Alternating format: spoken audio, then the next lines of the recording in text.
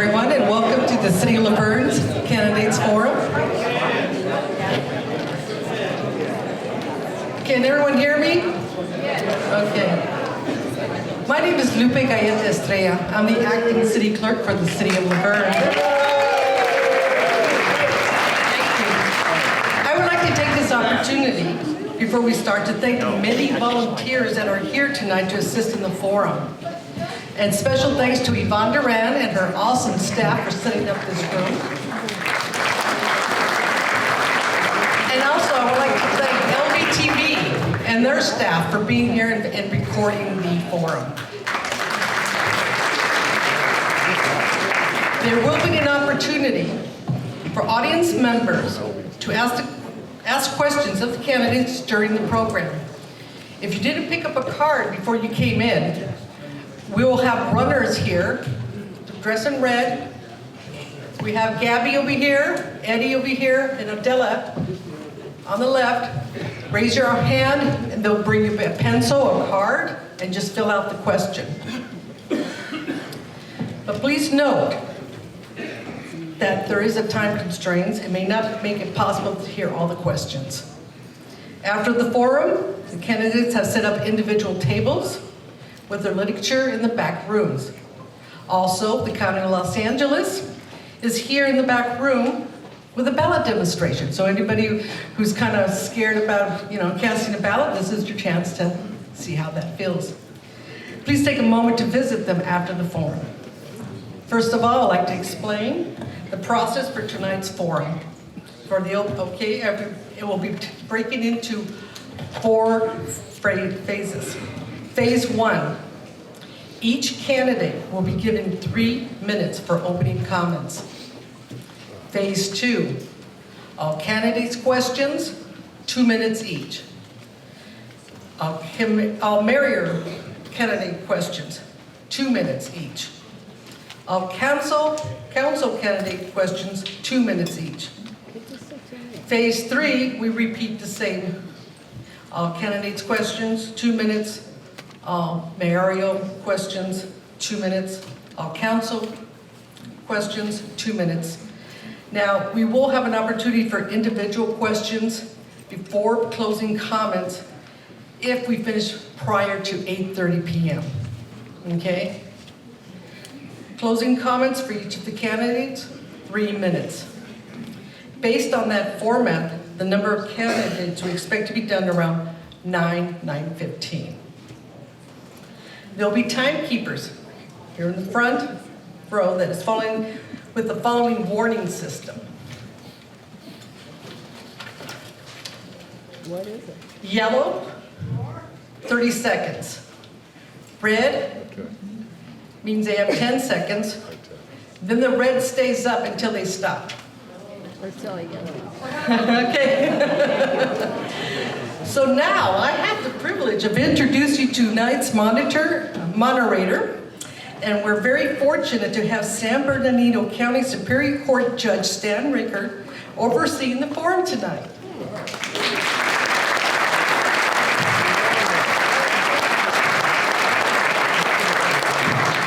Okay, Judge Rickert, will be following the city rules and procedures as he moderates the forum.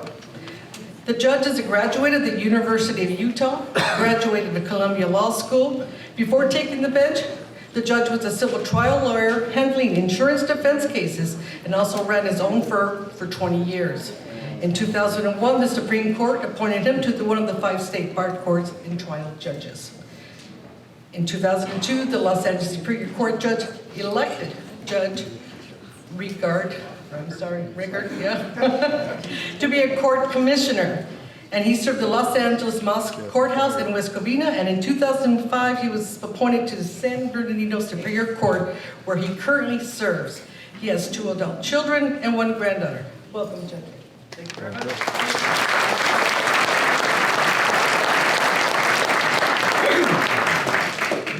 Good evening. I'm Judge Rickert, San Bernardino Superior Court. I'd like to welcome you all to the Candidates Forum tonight and give you a little more detail with respect to the ground rules that we're going to follow tonight. The Candidates will each give an opening statement of 3 minutes, and first the mayoral candidates and then the city council members, and they will be giving their opening statements in the order that the Secretary of State's random drawing provided. Believe it or not, the Secretary of State draws letters out of a hat. They're assigned numbers, and that's how the ballot listings are made. Then, after each candidate gives a 3-minute opening statement, we'll move into the question and answer period. Let me point out that this is a question and answer session, not a debate, a question and answer session. And as Ms. Lupi mentioned, each of you can submit questions addressed to all the candidates. If time permits, we may be allowing specific questions to specific candidates. And we have runners in the audience to pick up the questions. If you have a question in writing, please make it brief and with your best handwriting so we can read it. And then each council candidate will have 2 minutes to respond to questions directed to all the candidates. And we'll rotate how the order goes. And then at the conclusion of the question and answer session, there will be 2 question and answer sessions. Then we'll have closing statements, and those will be 3 minutes each, and I'll introduce each of our candidates as we proceed through the initial opening statements. Let me remind you that this is the best part of a democracy. It's an open question and answer session, but one of the best parts of a democracy is civility, courtesy, and respect for everyone here. And I want to emphasize that from the very beginning, and that our regular rules of decorum will apply, and that you show respect, because that's how you show respect to our flag, our country, and our Constitution. Thank you very much. So let me turn now. I believe we're ready to begin. And as I mentioned, I'm going to make an introduction for each person before each person speaks. And they'll be given 3 minutes to give an opening statement. And we'll start with our mayoral candidates. Mr. Tim Hepburn. Mr. Hepburn, good evening. Would you please deliver your opening statement? 3 minutes. Thank you, Verne residents, for your letting me share with you my vision for this great city going forward. What unites us all is greater than what divides us. We all want what is best for Laverne. What brought me to this place we are here tonight, to this spot right now, involvement and concern. Before I became a councilman for the last 5 years, I was chair of the Planning Commission. On Hillcrest Board of Directors, I was in the Bond Oversight Committee, was on the Bonita High School Beautification Committee. I received the Jim Scranton Award for Community Involvement, received the Founders Award for Community Service, sponsored Hillcrest Good Samaritan Dinners and Teacher of the Year, sponsor for the Beer Walk, Wine Walk, Taste of Laverne, Laverne Ed Foundation Golf Tournament. I was president of BH Boosters. I donated all of the electrical for the Habitat for Humanity home, installed all audio infrastructure for the scoreboard and BHS football field. T-ball coach, baseball sponsor, ASO coach, board member and sponsor team parent for multiple high school sports, PTA member, choral sports. I'm currently a member of the Laverne Rotary and serve as the 3rd vice president of the San Gabriel Valley Council of Governments. I'm very honored to be the only candidate to be endorsed by all of the school board members. I mention my past experience not because I want you to know my resume, but because long before I ever thought I would run for city council or mayor, I was just a concerned resident. And I wanted to give back to our community and contribute where I could, however I could. It turns out 30 years of being active in this community was the best experience I could have asked for to prepare and educate me to take on the role as your mayor. As your city council member, together, we have put enhanced infrastructure financing district in place to develop the Gold Line Station corridor. We financed the pension obligation bond at a more affordable rate. We're now live streaming our meetings to give access and transparency to our residents. We have stopped the widening of White Avenue. As a council member, I've worked tirelessly. On your behalf, I have prioritized listening and responding to the residents and your concerns. As mayor, I will continue to build success and build for a safer and more inclusive Laverne. As your mayor, we'll build relationships with our new council members, as well as rebuilding relationships with our current council members and city staff. I will continue to champion for our residents and employees. I've never doubted that a small group of thoughtful, committed citizens can change the world. In this case, Laverne, I count myself lucky to be one of those citizens. And with your support, I would be honored to serve as your mayor. Thank you.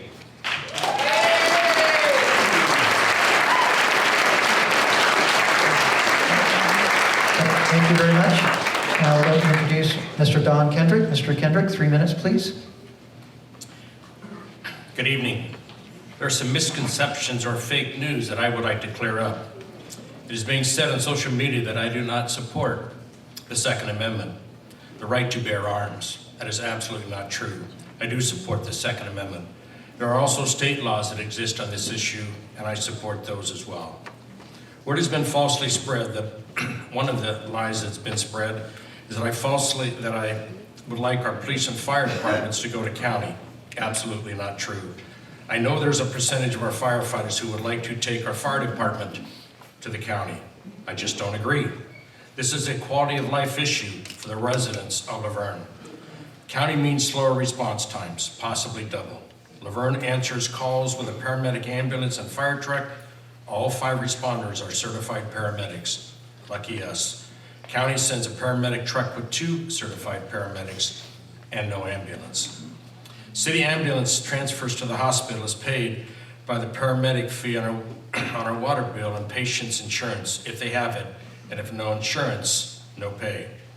County will assess the patient, then order ambulance with EMTs, not paramedics, and charge over $1,000.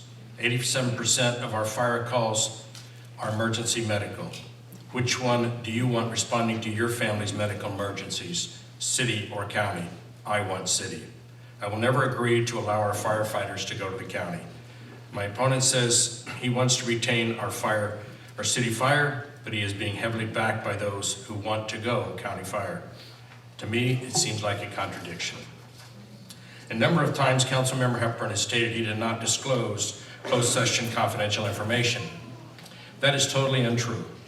After a city council meeting right here in the community center in 2018, where information was presented that led those of us on the city council to become suspicious, Tim Hepburn was asked by a member of the city council with the city attorney present if he disclosed confidential information as suspected. His answer was yes, and he apologized to the members of the city council and to the city attorney. So I'm asking you, Mr. Hepburn, sometime tonight, it is time to apologize to the residents of the city of Laverne that you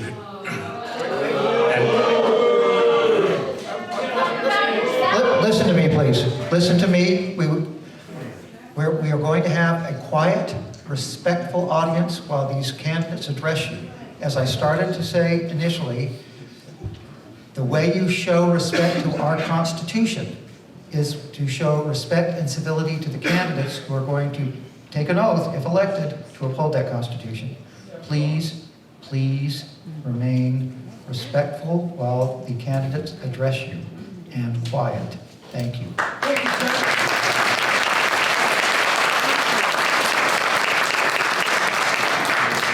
Please finish, Mr. Kendrick. And don't take that time, and the time during my speech should not be attributed to his 3 minutes. Go ahead. I think it is time, Mr. Hepburn, to apologize to the residents of this city for this mistake that you made, just like we do in all of our mistakes, and to not cover it up, but bring it up. Thank you. Thank you, sir.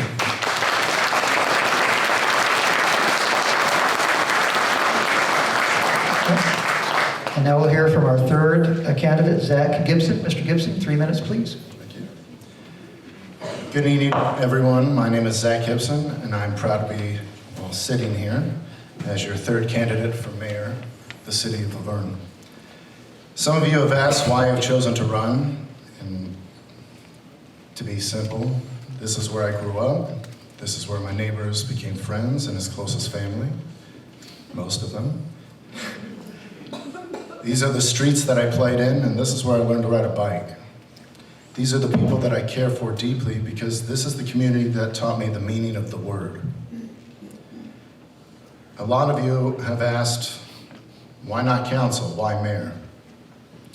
To which I say, we need a mayor with a healthy, proactive perspective in regards to the future of Laverne.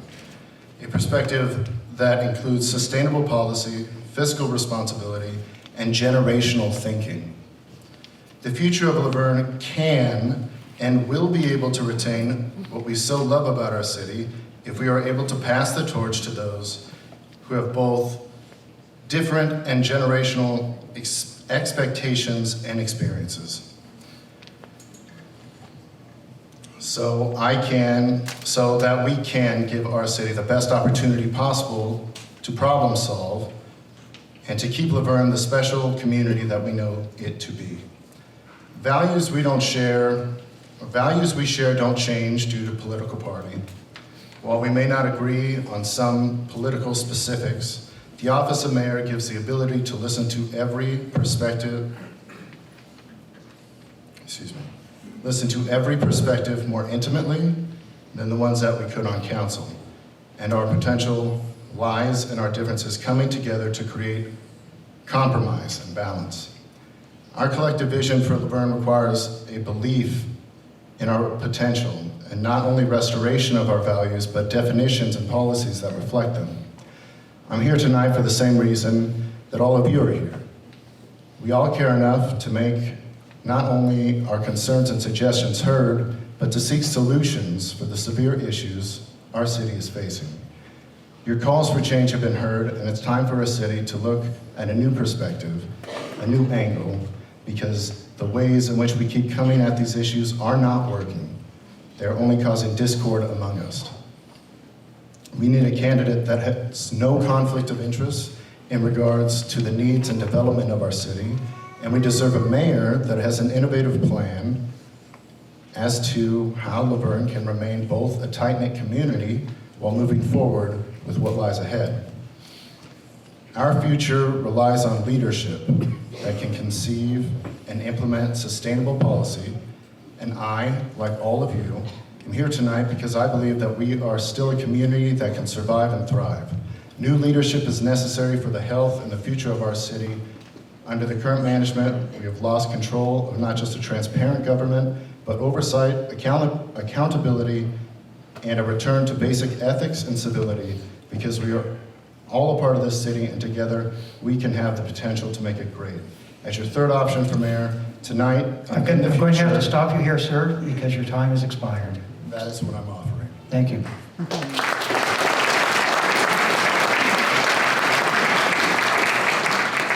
All right, let's turn now to our city council candidates. Our first speaker is Mr. Rick Crosby. Mr. Crosby, good evening. Thank you. 3 minutes. Thank you. My name's Rick Crosby. I'm running for city council. First of all, I want to thank everyone for coming out tonight. Love this crowd that's out here to really hear what the candidates are about. My suggestion first is make sure that you go out there and you're knowing all about us so that you make a really decisioned vote on who you want for council. I've been in education for 23 years, with over 10 of those at Ramona Middle School, where I taught, coached, volunteered, and was an assistant principal. My background is in education. I'm now the assistant superintendent of personnel in DeWarty, where I do all of HR. I'm in charge of over 600 employees. I believe that set is the best for this council. We need people that are going to listen. We need people that are going to be open and reach out for our community. And part of my 3 core beliefs are nurturing relationships, facilitating collaboration, and leading by example through a good work ethic. And I believe that alone will help us move Laverne farther. And the last year and a half, Laverne has been in discourse. We've had a lot of infighting, and we really need to get back to what we're here about. And the people sitting up at the dais need to be about Laverne, not about egos, not about themselves, but really about Laverne and make sure the interest is there. I was the only one in the state 2 years ago to be invited by the California Teachers Association to be trained with interest-based bargaining. And with interest-based bargaining, you rarely go back to what you're really fighting for, and that is the interest of each group. And our interest here is Laverne, and we got to remember that. We got to remember to go back what we're here for and why we are sitting up here and why we are running. There are 3 things that I am willing and want to do as a council member. I want to make sure and maintain our safety, our staffing for our police and fire and paramedics. Make sure that we have proper staffing. I want to make sure that we maintain our community's park and open spaces. That means a no at Sierra Laverne in rezoning. I want to make sure that we are smart and facilitate our economic development with supporting small businesses, especially around the gold line coming. We need to make sure that we're promoting Laverne. It is us up at the dais and you as residents that really need to shop Laverne and promote Laverne. And those are the reasons why I'm running for City Council. Hopefully I can get your vote on March 3rd. And if you need more information, I'll be back at the table afterwards, or you can go to crosbyforcouncil.com or go on my Facebook page. Thank you so much. I really appreciate everyone coming out tonight.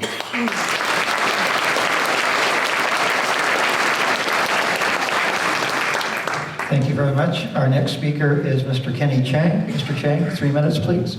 Thank you. Good evening, everybody. My name is Kenny Chang. I'm running for City Council of Laverne of our wonderful city. I come before you tonight to seek your vote and your support.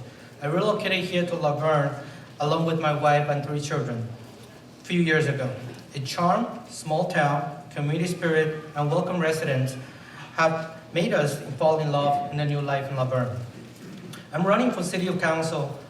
Simple, is to give back to the community that have welcomed my family. Since moving here, I have sponsored, volunteered for local events such as Summer Concert in the Park, Taste of Laverne, Train with Laverne Served, and a Christmas morning gifting, which has been very rewarding, interactive experience with our community. I have a wealth of experience in the business sector as a former banker with a master's degree in business administration, and a founder and operator of a real estate and lending company. With your vote, I look forward to applying those skills to our city government, balancing budget, stabilizing public safety, and improve transparency. By these, I mean implementing more consistent, time-tested policies, procedures that are trusted among our residents to lead more efficient and quality service. I help thousands of families and small business owners with their financial needs by funding over $100 million in loans, in turn, help their communities.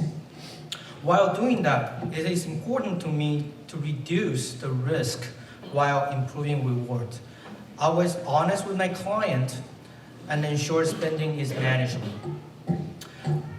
One thing is big ideas, but quite another to ensure a solid fit between the idea and what Laverne actually needs. Then to turn those relevant ideas into reality.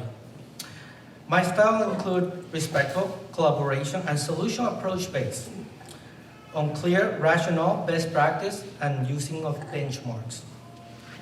These have made me successful in a highly regulated and competitive environment, and I'm confident that they can also enable me to be your advocate at the City Council. As my mother told me before, it's not how much you know or how much money you have. It's what you do with those knowledge and the money, and that will decide how Laverne will be successful moving forward. If we use our resources properly, Laverne can look forward as a sustainable growth, at least come closer to balance our budget in the short term, which ensure we have safe neighborhood, promoting cities, open bid infrastructure, development, and most importantly, meeting residents and business owners to identify their concerns, which I will continue to do so for my entire term when elected. Thank you.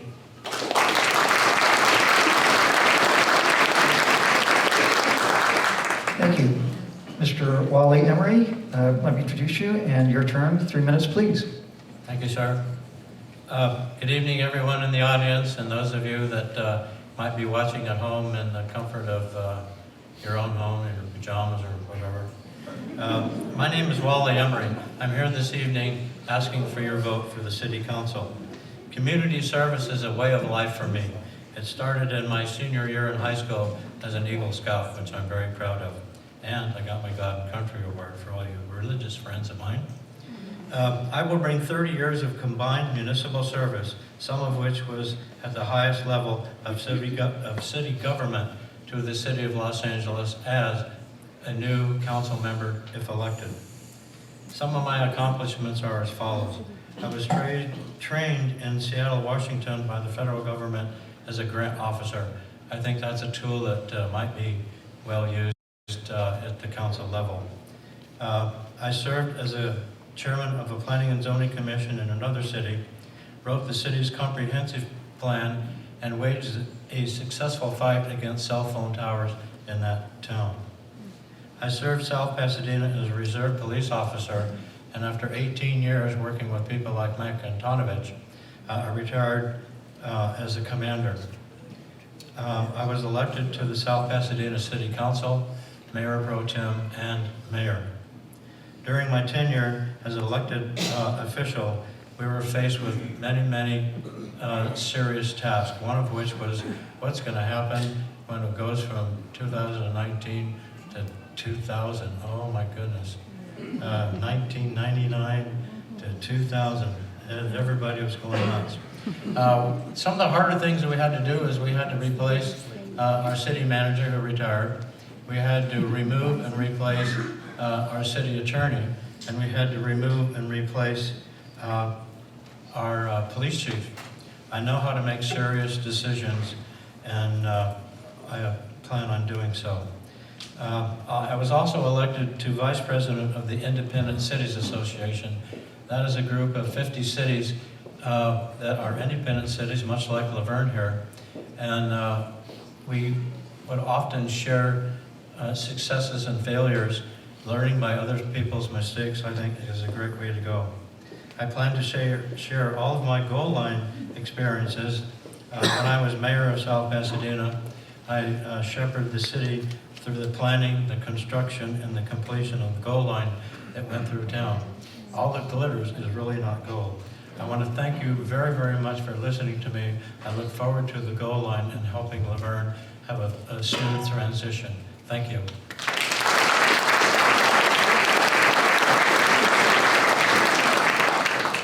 Thank you. Let me introduce Ms. Wendy Lau. 2 minutes, please. Thank you.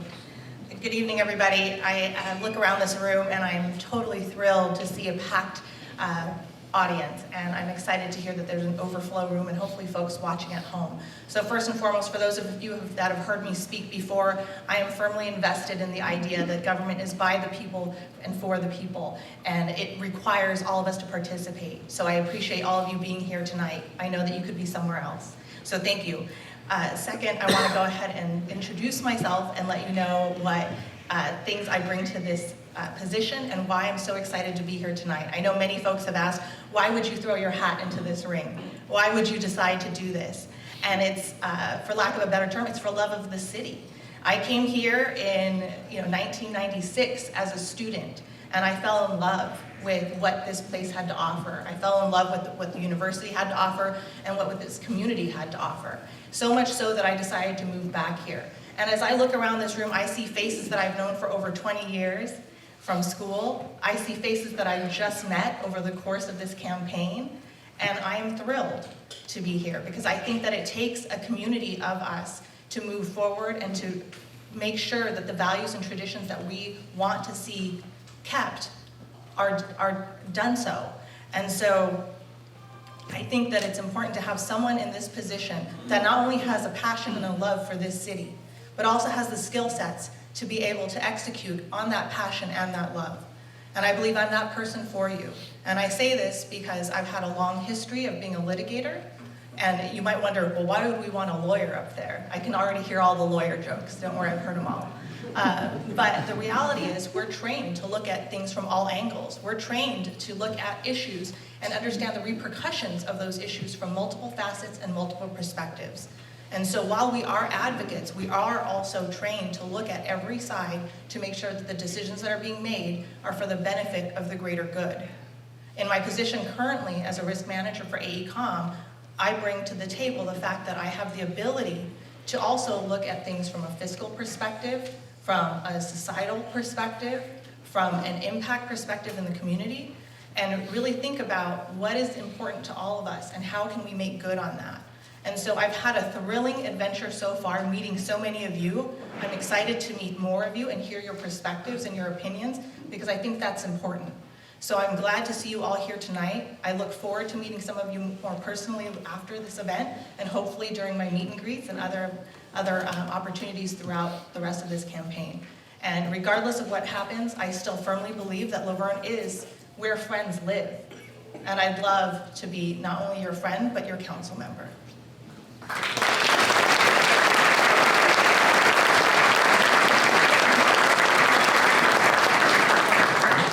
Thank you. Let me introduce now Mr. Jeremy Malici. Mr. Malici, 3 minutes, please. Hello, everyone. My name is Jeremy Malici, and I hope to be your future council member. Firstly, I'd like to give thanks. I'd like to thank the people of Verne for giving me this opportunity. I've learned so much from all of you and will always remember this experience. Speaking to business owners, city officials, and the people of Verne has given me a great deal of insight. Never did I think I would learn so much from our community.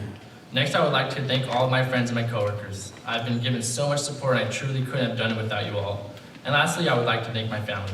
My mother, she has supported me immensely throughout my life, and let me tell you, she's the best cook out there. My brother, Connor, aunts, Teresa and Rebecca, my cousins, Desiree and Elizabeth, and best of all, my amazing grandmother and grandfather. Her actions as a pastor have inspired me in so many ways. While I may be younger than my fellow candidates, I do have the experience needed to carry out the duties of a council member. I've worked for the Community Services Department of Pomona since the age of 18. We have helped countless low-income families by taking the increasingly costly burden of childcare off their shoulders. I've helped carry out a variety of different events, taken many youth to amazing field trips, and have coached a variety of different teams in basketball, football, and soccer. I'm also employed by the City of Azusa Public Library. Similarly to my work with Pomona, we are responsible to carrying out a great deal of community-oriented programs, helping the people of Azusa in so many ways. We offer free technology classes for the elderly, free citizenship classes, and a great deal of children's programming, something I would want to bring here to Laverne. If I've learned anything from these experiences, it's that I love helping my community. That I truly look forward to coming into work, something not too many people can say. And that's what I can say about if I were to be your council member. That I have actually helped positively change the lives of hundreds of families in my own work. I have been recognized by the California State Assembly for my work for Chris Holden's Young Legislators program. I've also been recognized by the Dean of Mountain SAC for my leadership roles as Vice President of the Astronomy Club. I will continue to be a leader and uphold our community's voices as your council member. I also hold a unique perspective, one that is much different than my fellow candidates. I have grown up in a full-fledged military family, my father being an Army Ranger, my grandfather being a Sergeant Major, and my mom being a military brat, growing up on military bases throughout her childhood. This has instilled a sense of respect for my country and myself. And understanding that teamwork and unity can accomplish many great things. Lastly, let me say this. Are you sick and tired of the same old local government practices? Are you unsatisfied? Do you believe that government can do more for you? I do. And I believe the first step in pursuing that change is to get someone with a different perspective in that council seat. To strive for change and initiate a pursuit towards a brighter future. Old blood has plagued this country, our state and city. And remember, local government has the greatest impact on the lives of Americans like you and I. A vote for me is a vote for a fresh new perspective, a voice for our constituents. Thank you very much for your time. I appreciate you guys all coming out here, and thank you very much.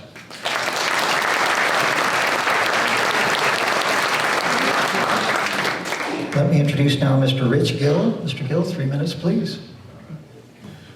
Well, thank you all.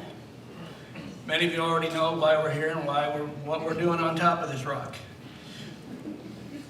For the last year, as many of you know, I've been the eyes and the ears when it came to city council meetings. I've given you the opportunities to watch the video so that you can learn what's been going on, so that you can make the judgments you need to make when it comes to voting. You have learned some positives, you have learned some negatives. You have heard from the fire department, you have heard from the police department, and you have heard from your fellow Lavernians about things that they need and want changed. I have walked downtown Laverne just to talk to people, talk to owners of businesses, and ask them, what would you like to see done? I've heard different things ranging from parking. I've heard different things ranging from just overall better conditions in some areas that could be done, even if it just means simple cleaning. from day to day. What I would like to do, if given the vote, is to be able to go in and exactly see what needs to be changed. I have always stressed the power of 3, and I will not stop that, because 3 is change. When you vote 3-2, you get to change what has been, and that's what we need now more than ever. I don't dig slander in any way, shape, or form. I don't like it when people go out and put stuff out on somebody's doorstep. Quiet, please continue. Quiet during the opening statements. Please continue, Mr. Gill. I don't dig when people put stuff out that trashes their fellow candidate. Quiet, please. I truly believe that everyone up here should solely put out based on the merit and what they can do or have done for the city. And anybody, and I mean anybody, that throws out a piece of crap to go ahead and detract from their fellow candidates, I don't even know what to say. That is despicable. We are all here and we want to do a job. We are all here and we want to help the city. How dare you put paperwork on my damn doorstep that freaking messes up with somebody? You're a dog. Thank you.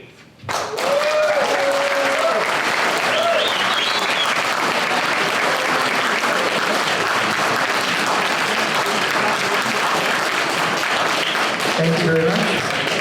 And now we'll hear, introduce please, Mr. Mario Escada. Mr. Escada, 3 minutes, please. Okay, thank you, Judge. I appreciate everybody coming out here. I know everybody's tired, everybody's worked today. I really appreciate it, and I'm sure the additional candidates here appreciate your interest and willing to come out and see who's going to be out here on the ballot, and also myself. I'm a write-in candidate. My last name is Esqueda, E-S-Q-U-E-D-A. I'll have some information out in the back for you. But I want to just thank you for coming out this evening.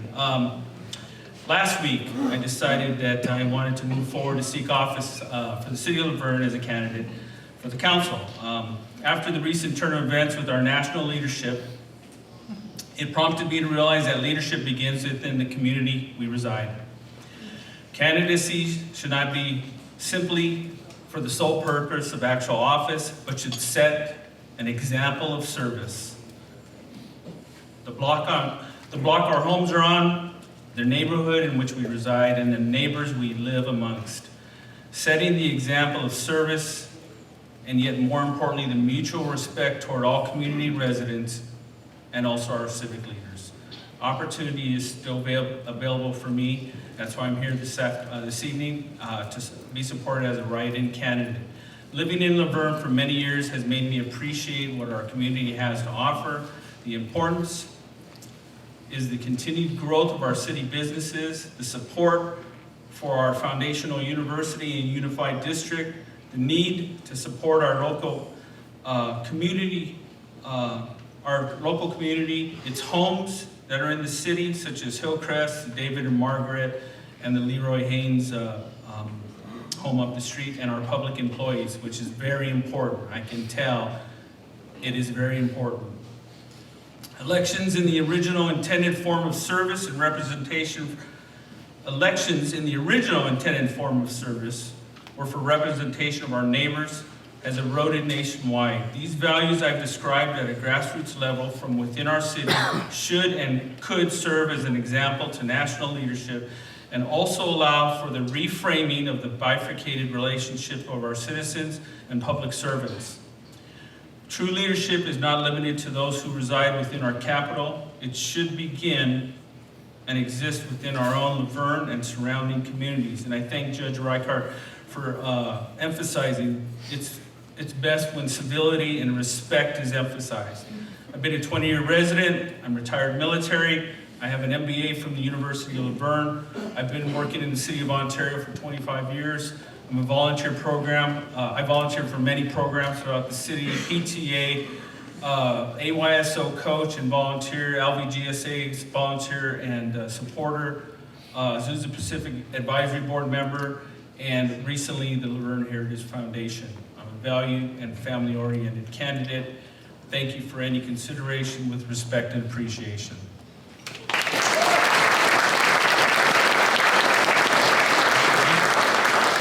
Thank you very much, candidates.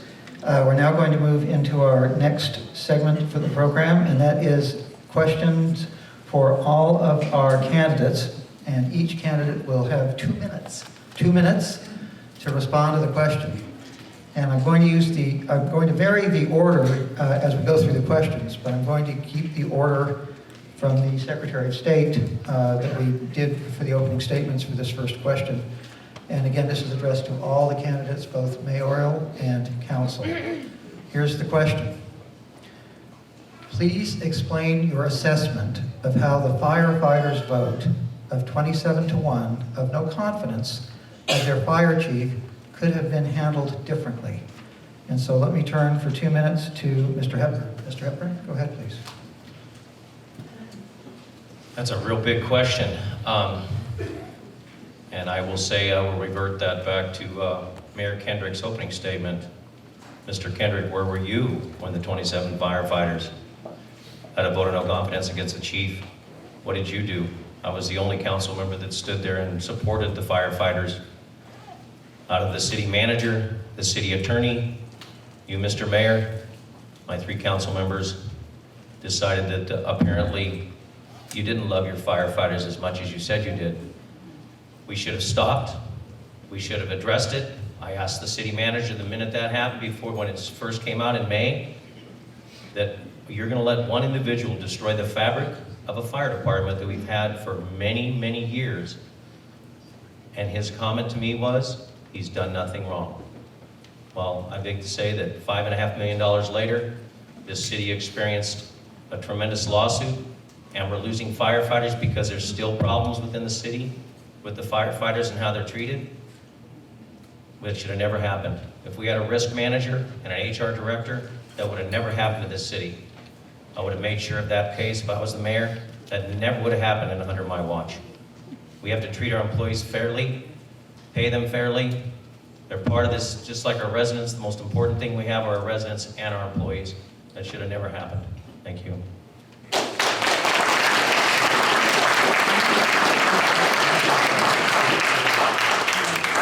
Thank you. Mr. Kendrick, 2 minutes, please.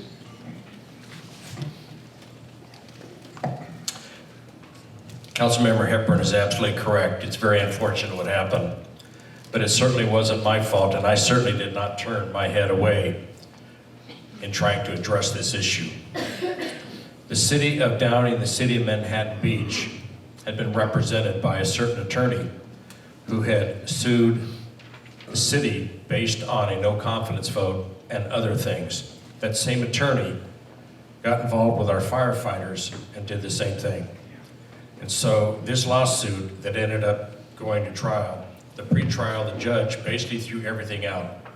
There was nothing that anybody had done wrong. The chief, the battalion chief, absolutely nobody was at fault. It was a pre-programmed organization with the city attorney, or not the city attorney, but the attorney that represented those 3 organizations. As soon as our suit was filed, or settled, West Covina went right into the same exact thing. So this is a blueprint by an unfortunate organization that I think damaged our city. And I don't find fault with our firefighters. I find fault with the city attorney, or not our city attorney, but the attorney that represented the organization that took our firefighters down and the city down. Quiet, please. Quiet, please. Thank you.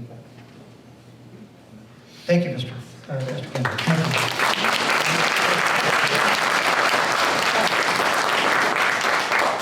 Mr. Gibson, 2 minutes, please. I would have handled it differently by listening. I believe that you listen to your employees. I come from a film background, and if there's a safety issue in any department, it gets addressed right away because we don't want anything bad to happen to anyone there. I think if somebody comes to you with safety concerns and their job is the safety of the city and the residents, I think you should take that seriously. Even if you might not believe it, if 27 to 1 that you just said is saying, hey, there's something wrong, at least check into it. I would have at least checked into it.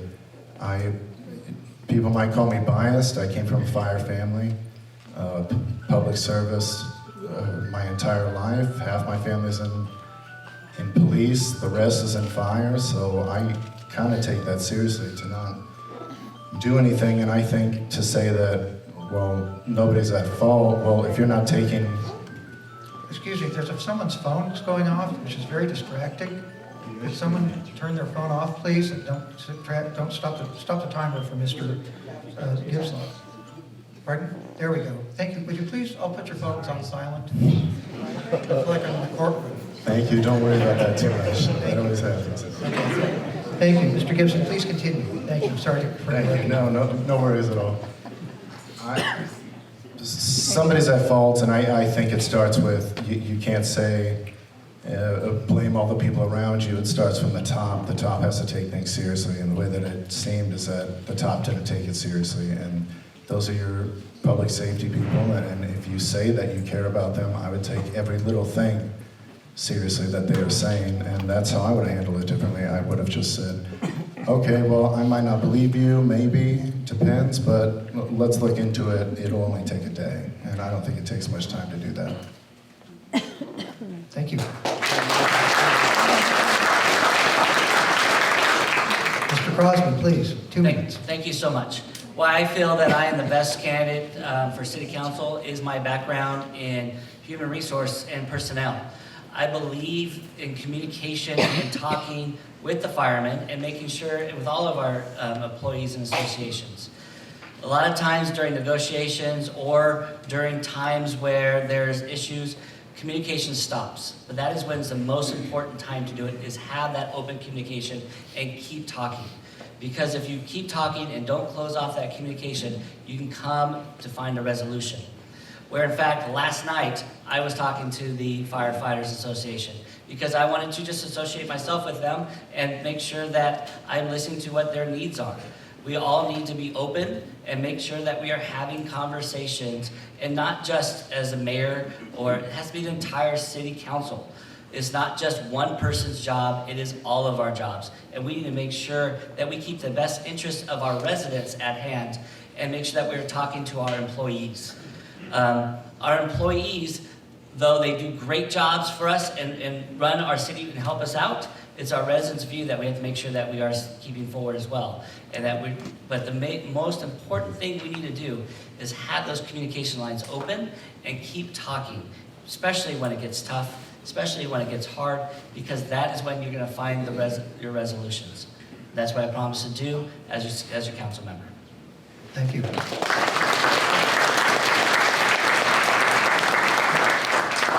Mr. Chang, 2 minutes, please.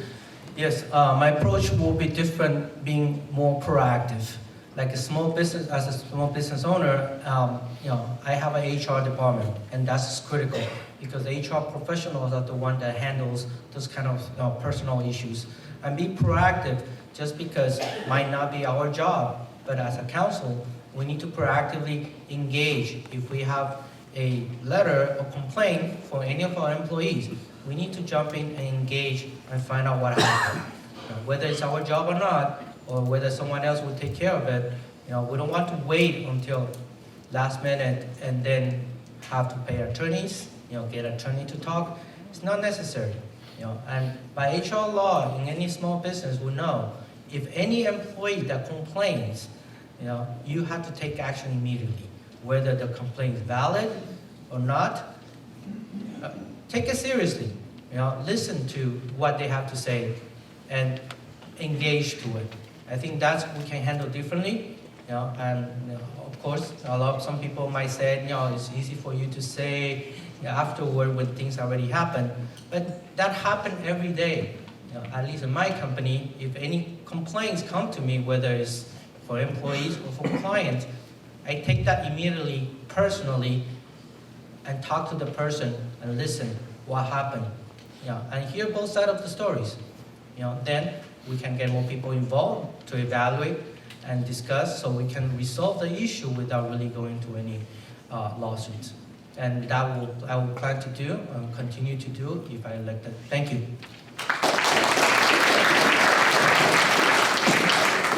Mr. Emery, 2 minutes, please. Thank you, sir.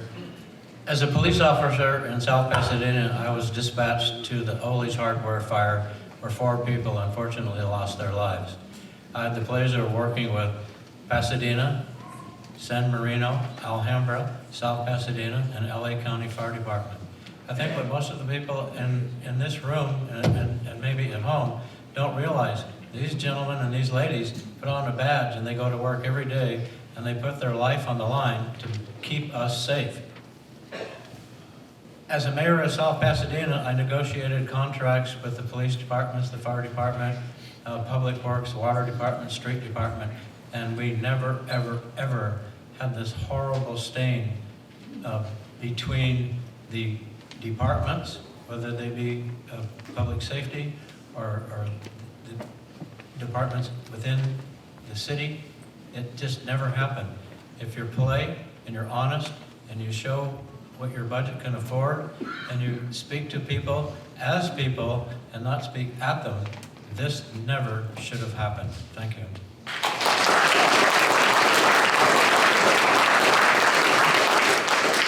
Ms. Lau, 2 minutes, please. Thank you. I think the important question to think about here is not what would you have done if you were in that position, but what can we do going forward? Because I think from what I've seen from city council meetings, from talking to folks throughout this campaign and through living here, is that rehashing it is not going to make it better.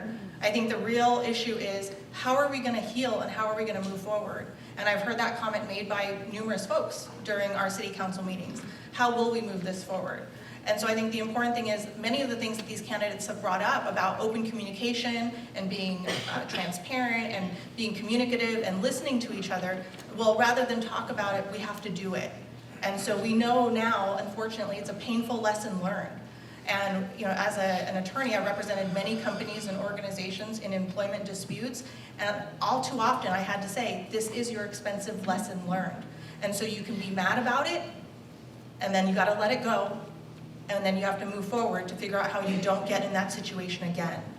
And so that's really important, because what breaks my heart is watching this city tear itself apart and get mad at each other and call each other names when you grew up together, you lived next to each other for many moons, you had kids that went and played baseball together.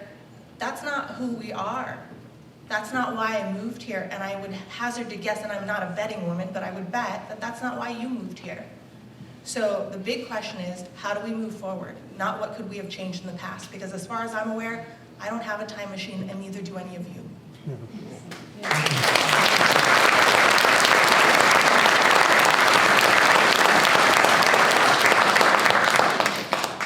Mr. Malici, 2 minutes, please. Okay. Well, I believe the city should have listened to their employees. A 27-1 no confidence vote, 27-1, that's nearly an entire department. And we didn't see the correct decisive decision-making measures to carry out responsible actions to go against these claims. And then we have a $5.5 million payout. $5.5 million plus a $280,000 overtime fee payout, along with legal fees. The residents of Laverne should be very upset. This is a lot of money. This is a substantial sum of cash, and we just didn't see the correct measures taken. I think looking forward, it is important to look forward, and it's important to remember the mistakes we've made. We need to understand, and we need better dialogue. We need to discuss this with not only the community of Laverne, but the people, the employees working for us. I've talked to a lot of firefighters, I've met a lot of them, and I've met a lot of residents. And I'll say this once, I'll say this again. I've heard very, very little bad things about the fire department. They're professional, they carry out their duties correctly, they're here for us, they come when we're in need. I've heard countless stories where someone's on the verge of death, and they come and they save us. These are important individuals, and we need to uphold correctly how we treat them and how we go about our procedures. And also, we now see repercussions from this. The browning out of Station 3 is not, no one's in there. This is now a safety issue. We have a fire engine that we recently purchased, and no one's on it. We're wasting more and more money. We have a very high turnover rate in the department. Many people are leaving. It's seen as more of a stepping stone now. And it's a huge burden on our community. And you know what upsets me most?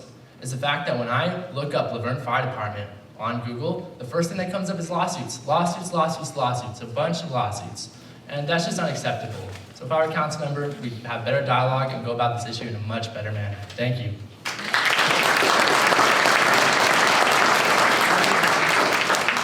Mr. Gill, 2 minutes, please. Thank you.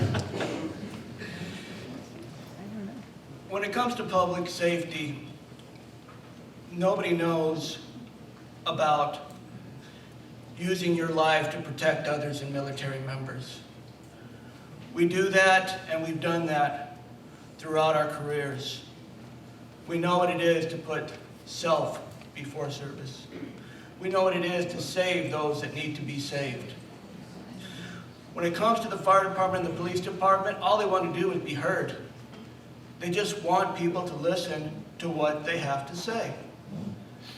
Even if it's as simple as just going over on a Friday, sitting down and saying, what do you got? Let's hear it. What can we do to make it better? What can we do to make changes that are going to help, not just you, but the community at large? It's a shame that our fire department is the way it is. We heard from the fire chief on the 21st of January saying why he browned out the fire department, to give people a rest. Overworking anybody doesn't make them any better. Overtaxing any of our public safety doesn't make it any better. We need and we will fix it. We will talk to our fire department. We will talk to our police department. And we will work it out and make it better. We will get the contracts that need to be done signed, and we will be able to have people that are happy, knowing full well that everybody in public safety is there and ready when the call comes. Thank you.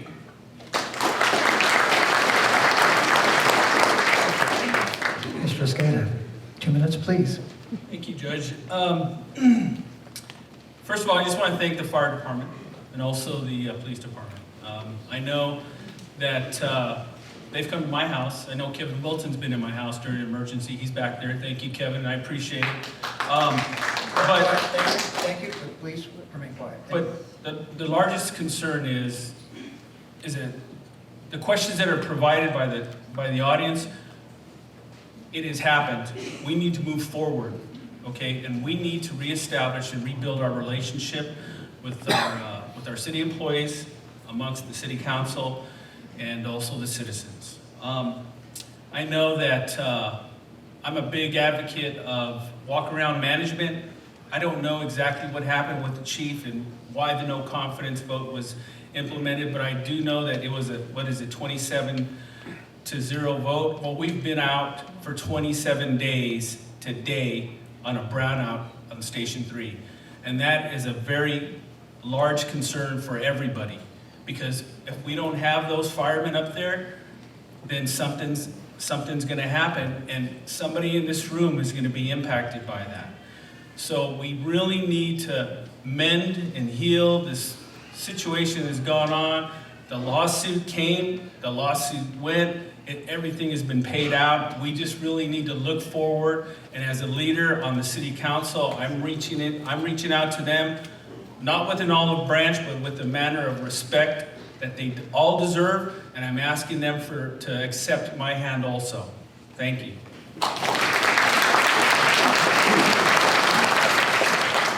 Thank you very much, candidates. Now we're moving to a question just for the mayoral candidates. And so you'll have a little advance warning. I'm going to be starting with Mr. Gibson answering this question. The question for all the mayoral candidates is, what's the single most important thing you want to accomplish that can only be done by the mayor? 2 minutes, Mr. Gibson, please.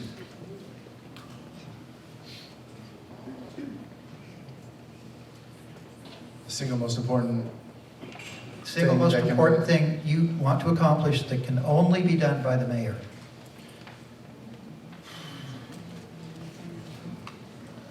it's a little tough since the mayor is nothing more than just the face of the city, a figurehead of the council itself, since we just have one vote. Now with that, because we are the most visible, one of us will be the most visible person in the council and in the city, I think we can listen more to the residents. We can invite them to be, have more open door policy. I would like to see less closed city council meetings. I'd like to be able to have more modernization of the city, but more really modernization of the access to the city services and to the government itself and to the information that we have that citizens want, and then we make this huge runaround to do it. I know it's government, I know we have to have rules in place, but we can make it a little easier, and I'd like to be able to see actual true transparency. And for me, that would be going up to the council and throwing out, well, I'd like to see more fiscal responsibility in the form of actual itemized expenditures in our audits. We do city audits every year, but they don't show us anything. It just shows us how much money we've spent. Now, if I went to my parents when I was a kid and they said, okay, here's $10, go buy something, and I come back with a bunch of stuff, and I was just like, okay, I have 30 cents, they'll say, where's the receipt? And the city doesn't show any receipts, and I think I'd like to be able to implement that. Thank you. Mr. Kendrick, 2 minutes, please. I think as the single most important thing that a mayor can do, and certainly the most important thing in my idea, is the ability to get lots of people involved in lots of different things. An example is I chair the Youth and Family Action Committee, and we've started a new program with Exposure, and we've had 25 to 30 people at all the meetings creating opportunities for programs for children at risk in our community. So getting people involved, I'll talk a little bit about, in my closing statement, about something else that we're doing that I think is amazing, but getting people in the community involved in their expertise so they feel good about what they're doing and it makes our community better. So bringing people together, getting expert people to do expert things for our city. Thank you.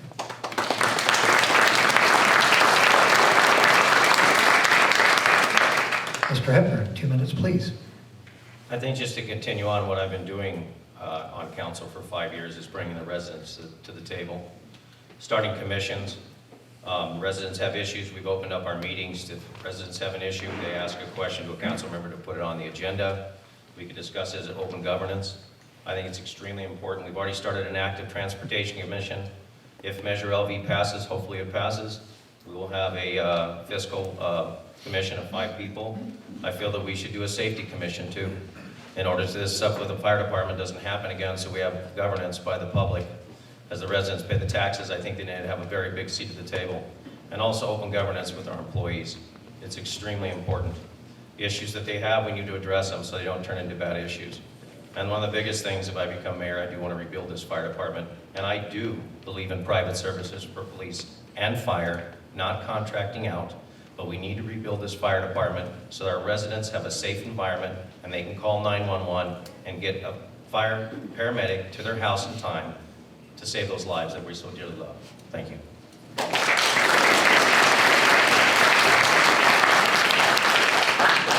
Thank you very much, candidates for mayor. Now we're going to turn to a question strictly for the council candidates, and I'm going to start with responses by Mr. Escada first, and then so you have an idea of who's coming up.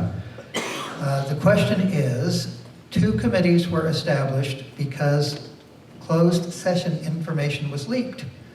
Would you rescind those committees if elected? Do you want me to repeat the question? So apparently 2 committees were established because closed session information was leaked. Would you rescind those committees if elected?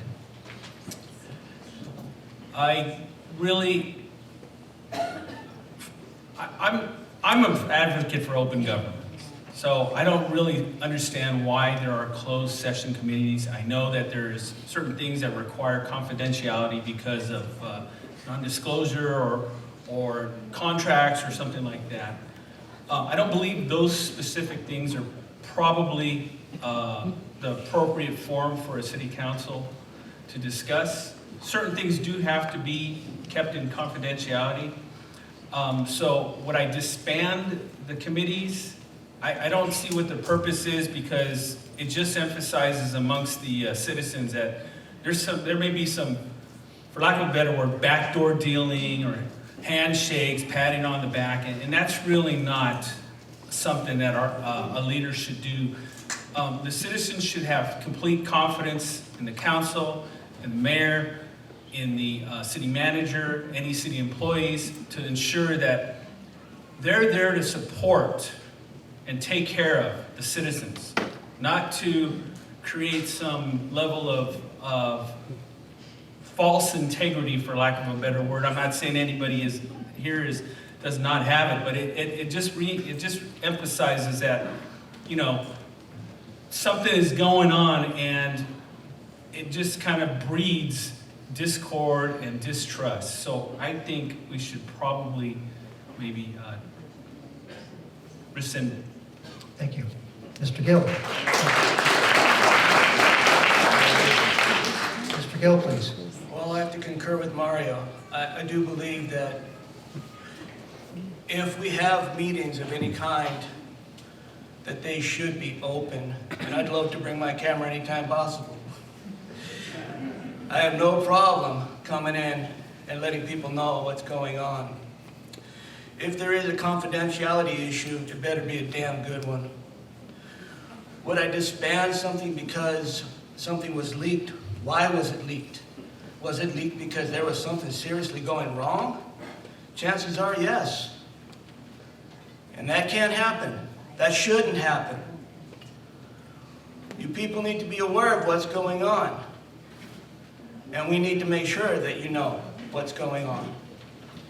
When we say something, when we do something, you should be able to come and ask. And we should be able to give you the answers you need. That's all I got.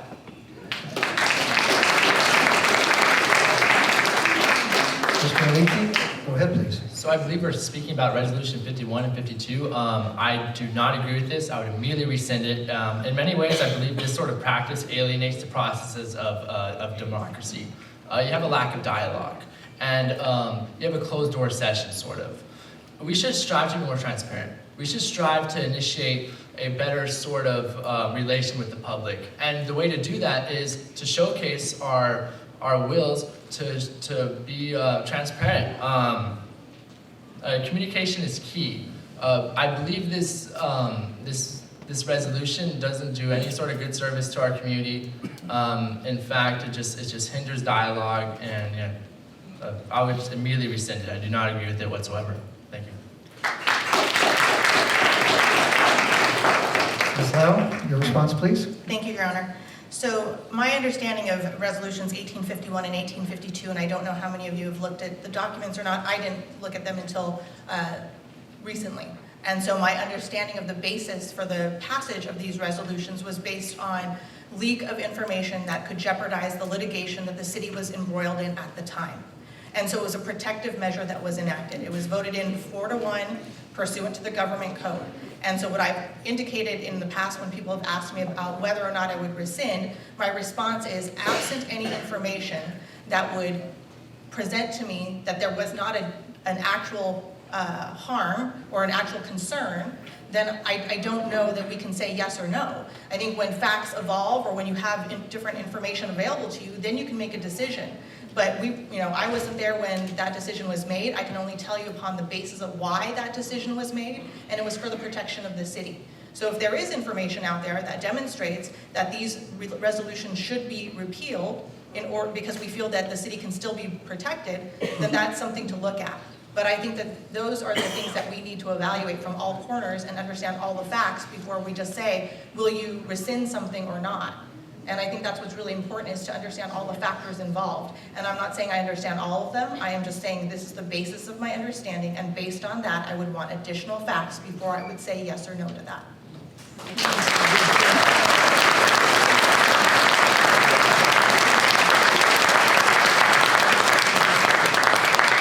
you. Mr. Emery, your response, please. Thank you. Without knowing all the details, when I first learned about it, my head started spinning around. My wife Pam had to calm me down. I've been to many public meetings, and they're all conducted under the Brown Act. I don't know how the council pulled this off without violating the Brown Act. Having not seen any of the documents or the recording of the meeting, whether it be open session or closed session, I would say, yes, I would repeal that. Thank you.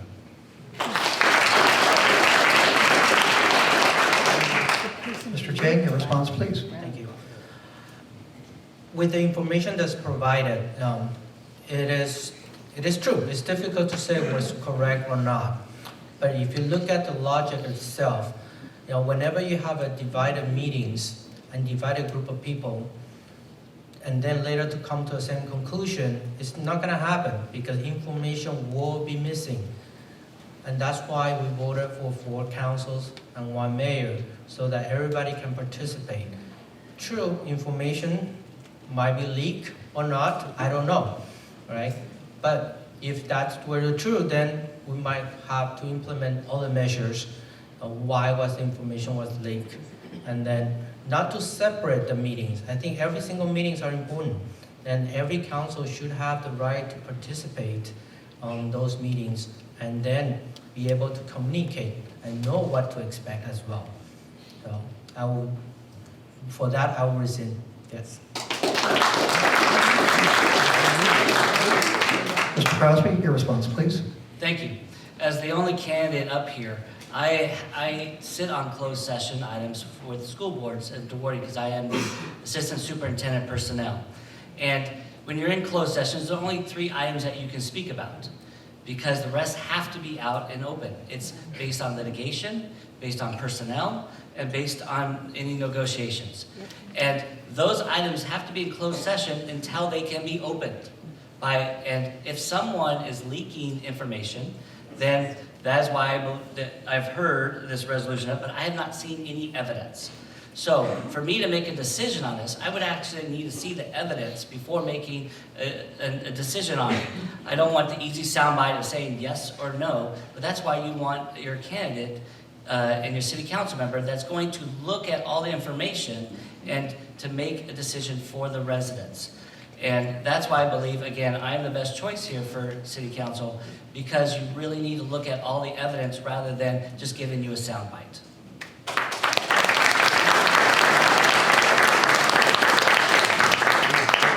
Thank you very much, candidates. That completes our initial round of questioning. We have one more round to go, but I think it would be appropriate now if we took a moment to stand and pledge allegiance to our flag. So those of you who can, please do. So everyone, please stand.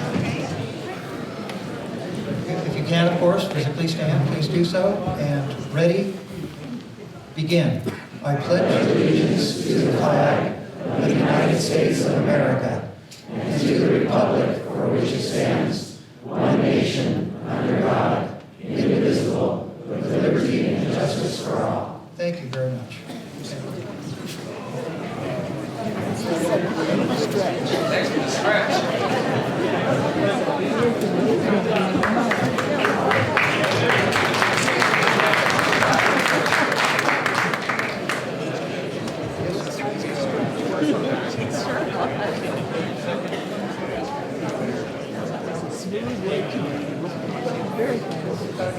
Everyone, it's come to my attention that there's a Mr. David Allen that we would like to come and sit in the front row, please. Mr. Allen? Where are you, Mr. Allen? He's coming. Mr. Allen.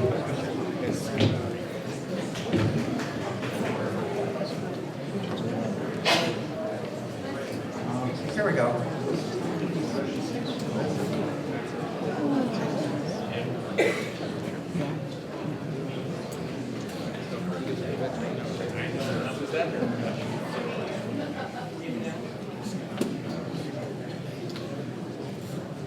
Thank you, Mr. Allen.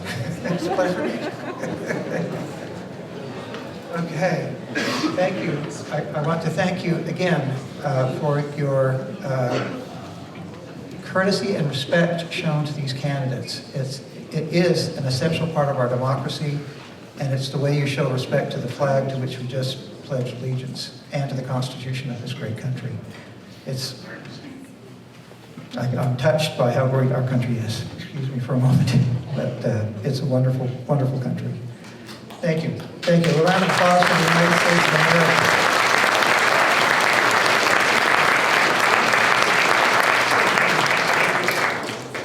All right, now we're moving into another section where we have a question for all of our candidates, both mayoral and city council.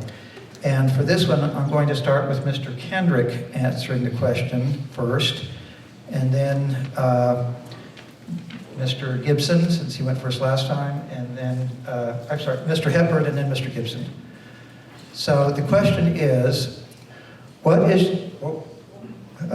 your position on rezoning of any or all mobile home parks to any other use? Let me say that one more time. What is your position on rezoning of any or all mobile home parks to any other use? Mr. Kendrick, please, 2 minutes. Thank you. I would just like to clear up a question earlier with just a couple statements. Mr. Kendrick, really? Okay. We can't go back. That's not the rules that we have. Thank you. You My can put it in posi- your closing. My position on mobile home parks is all 8 parks that we have, 5 senior parks, 2 family parks, and actually a trailer park, are all zoned mobile home park zoning. And that I'm committed to keep. Also, there was a letter on one of the mobile home parks that was going in a direction of removal of the mobile homes and potentially changing the zoning.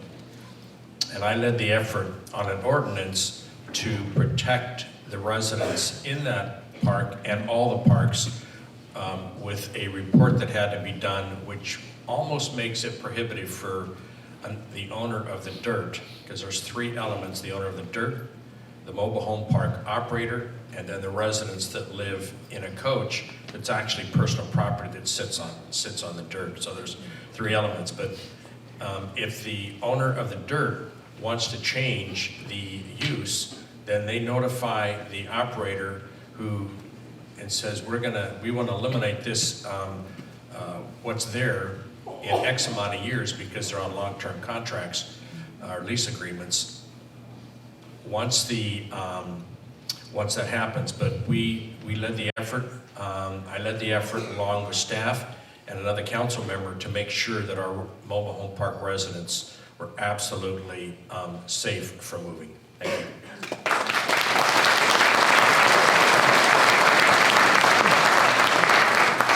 Mr. Hepburn, 2 minutes, please. This is an interesting one for me because I've had rumors, I've had people call me from the mobile home communities saying that we heard that you're gonna rezone the mobile home communities to build homes and also take away rent control, which is basically a lie. It's an out and out lie. I support no rezone of the mobile home communities. And we as a council, when this came up with Las Casitas, if I'm not mistaken, the family trust was going to, basically, they were scaring the residents, telling them that they were going to we're gonna kick you out, they're gonna close this mobile home community, we're gonna flatten it, blah, blah, blah. In that time, Ordinance 1083, which puts teeth into the residents' rights to be protected by the city against the owner of a mobile home community be rezoning. I will not, as your council member or your mayor, ever allow to rezone these mobile home communities. These are very, very wonderful places where seniors on fixed incomes live. We need to protect them. So no, thank you.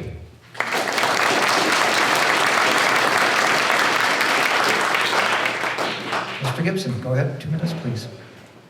I'm gonna have to agree. I don't see any reason to rezone any of the mobile home parks, especially those are places that people call home. So I don't see why that would even be an issue for anybody on council, because those are residents of Laverne. So to me, that's a big hell no. I would never do that.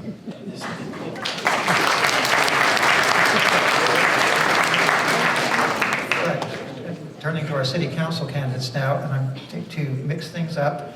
I'm going to start with Ms. Lau and then jump back and forth to the ends of the table, okay?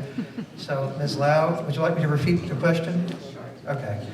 What is your position on rezoning of any or all mobile home parks to any other use? Thank you. You're welcome.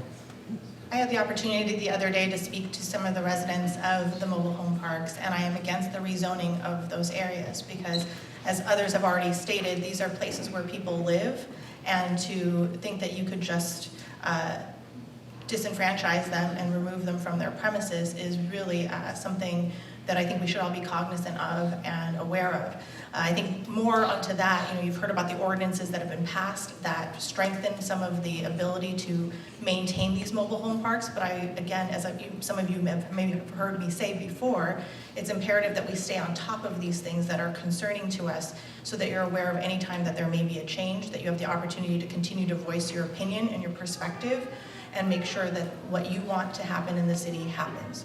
So I would really encourage you, if this is new to you or if you've not heard about this before, you probably have friends and neighbors that live in some of these parks and you may not have been aware that this was an issue. So I do encourage you to educate yourselves and avail yourselves of that knowledge, whether it's through the city's website or speaking with city staff.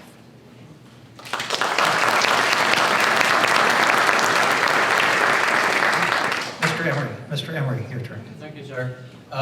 Do we have any mobile home park residents in the audience? Yay. I thought I was the only one here with my wife. I'm the past president of Chapter 152 of the Golden State Manufactured Homeowners League. It's a state organization. We have our attorney. And, yeah, right. And it's a very good organization to belong to. To call it, we got a 1,444 square foot house, and to call it mobile it just is not mobile. I got to tear down so much brick and concrete to even get it on the trailer to move it. At any rate, our rents in the mobile home parks here in Laverne are based on the Consumer Price Index, and they do go up accordingly. Sadly, the Consumer Price Index is always higher than the raise for Social Security. So people that are strapped in with Social Security do have like a 1% loss. On the other hand, property owners, they might be giving up a couple of percentage points. But I love my neighborhood. I don't have to mow lawns anymore. The swimming pool's there when I need it. It's just a wonderful place to live. And if any of you guys want to grab a mobile home park and get a motor home and drive around, it's the way to go. So, no, leave the mobile home parks alone.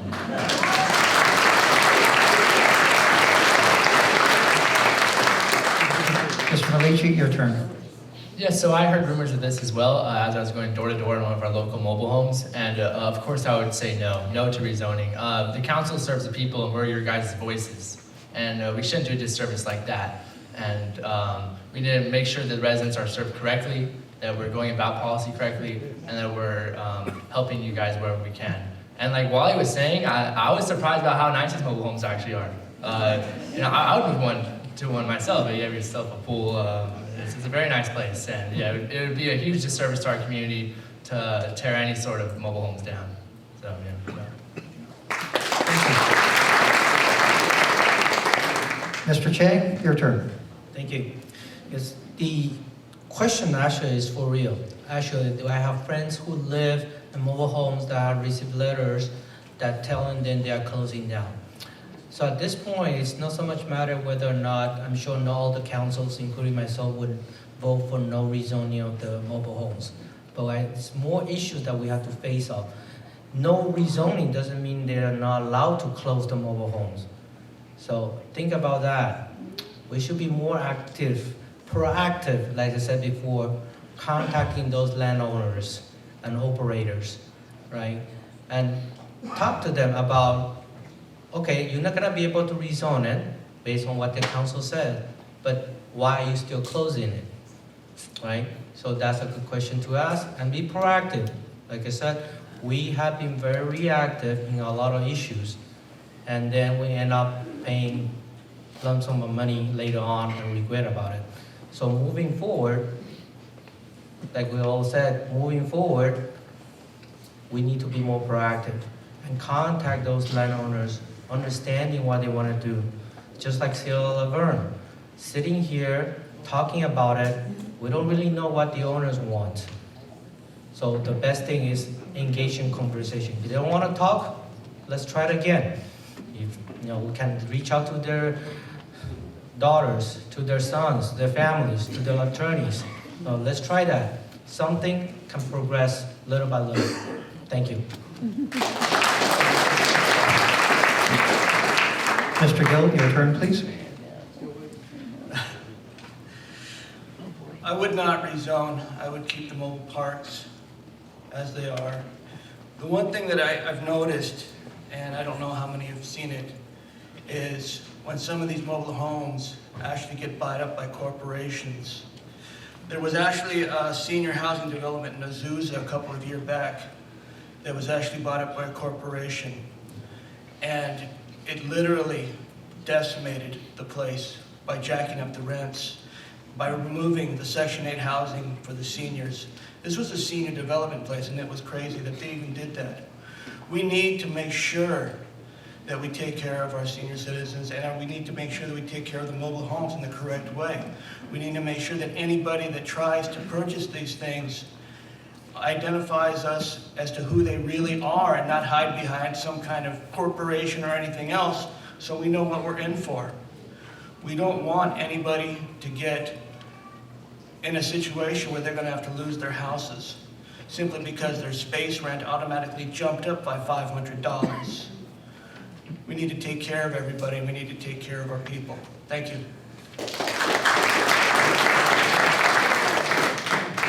Mr. Crosby, your response, please. Your turn. Yes, it's been a privilege and an honor to go out campaigning and talking to our mobile home residents. I've gotten to sit down with many different residents. Jeff and Charles sitting down with you just the other day was amazing. Jean Dacus sitting down with you the other day was truly inspiring, because learning about it's not just a mobile home or a house, it's a community. And they celebrate together and have their community together. I appreciate the actions that the council has done previously. They have done and set up some safeguards for our mobile homes, and we need to continue that. And so no on rezoning, and because these are people's homes and their lives, and we need to make sure and keep all of our communities together in Laverne.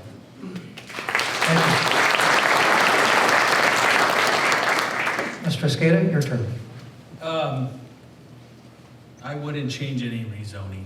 I mean, what kind of all of us here on this, at this table, we're all about the small town mindset for the community. I mean, what kind of a community would we be, especially as community leaders, to rezone or change an ordinance so somebody else can benefit? I mean, I think Kenny kind of made a wise point that we probably at this point need to, because obviously it's a question of concern for the residents, especially within the park community, but we need, as a city leaders, we need to work with these owners or the owners of the dirt now, so we're not faced with another Sierra Laverne situation, because these people are valuable. They've served their community. They've provided their taxes. Some of them are on fixed income. Some of them are just here just because, it's just a wonderful community. They've grown up here. They never wanted to leave. They may not have been fortunate to live over at, Hillcrest or Pilgrim's Place or over in Claremont and stuff like that. But, I don't think rezoning or changing it's not going to happen if I'm placed on the council. Thank you. All right, we're moving on now to a question only for the mayoral candidates. And I'm going to go back to Mr. Hepburn to answer this one first, and then Mr. Gibson, and then Mr. Kendrick. Here's the question. The fire department has expressed a desire to go county several times at council meetings. Unions tend to support candidates that share their view. Have you been endorsed by the firefighters union? Do you support their desire for county services? Mr. Hepburn, 2 minutes, please. Yes, I was supported in my last mayoral campaign, and I am supported by them now in a mayoral campaign. I do not support county services. I've said that before. I want to keep our services here local, and I think that rebuilding the fire department is very important. Get our stations open back up again. Again, I'll make it very clear. I want to keep our fire department here in Laverne local, not county. Thank you. Thank you. Mr. Gibson, 2 minutes, please. I am not endorsed by them. Tim is endorsed by them. But I would like to keep them local. Like I said, I grew up in a firehouse, so I like having a community that has their own fire department. That means something to me, and then it's ours. And then we get to know the people that work there, and then we get to just do the Christmas with them, which is Christmas to me, being able to see Santa Claus like that, always. But I do recognize that if down the line, if I'm appointed or elected to the office, then I would have to listen to the citizens. I know it's not something I want to do. I don't want to go county. I want to stay local. But if down the line the citizens want to listen to the assessment that'll happen about going county, if they want to look at that, then that's something that we'll have to look at, because it's something that we as a community would be talking about, and then we would talk about it. But personally, no, I do not want to go county. Mr. Kendrick, 2 minutes, please. I think I expressed earlier in the evening my thoughts on this subject. I grew up here in Laverne. My father was a reserve firefighter, a volunteer firefighter in the 30s. I think we have outstanding personnel on our fire department. I think the issue is getting back to where we can talk and build this department back up and make them feel part of the family again. I think that's critical to this moving forward, but I am adamantly opposed to county services. Thank you.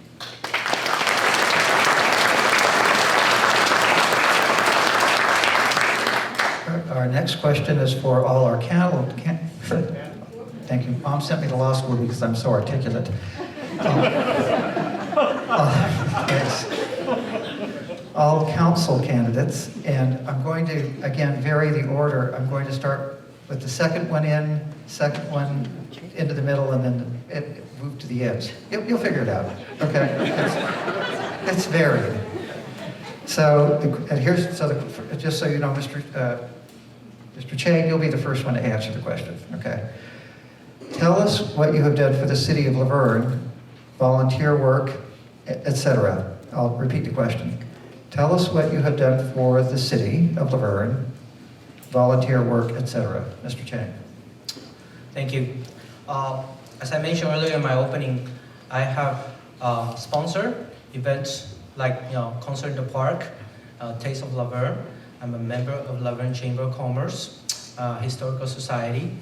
I have volunteered the Christmas gifting morning, and I specifically picked, I was one of the few, only four of us, that had selected the Home Mobile Home route, because most people have selected otherwise. And I think, besides just that, I think it has taken a lot of my time, and as well as I also volunteer for other communities as well. But doesn't mean that more volunteering I do, more services or I have provided to the city. Is how I do it and how I do it and what I selected to do for the greatest good. Like what I was trained on Laverne CERT, right? So there's a big city here, So I cannot be different places at the same time. So I'll do my best to do for the greatest good. Thank you. Mr. Gill, your turn, please. Thank you. As pretty much most of you know, my volunteering has been consisting of making the videos for everyone to see. We've never cut anything out. We've kept everything as raw as possible to make sure that you hear and see everything that is going on in the city council. At this point in time, that keeps me kind of busy. But I know that when I see or hear that people are watching these videos, I know that I've done, hopefully, a good service to this community. Thank you. All right, going to the other end of the table, Mr. Crosby, your turn, please. Thank you. I have been 2 years part of the Youth and Family Committee. I've coached and parent volunteer of AYSO. I've been a parent and volunteer of California Junior Golf, and been the parent and coach of Autism Spectrum Athletics for needy students. I've also volunteered for our Christmas parade, besides my 10 years of service at Ramona Middle School, and coached and volunteered on PTA for Laverne Heights and for Ramona, and part of the PTA for Bonita High School. I believe in family and giving back to our schools and giving back to our community.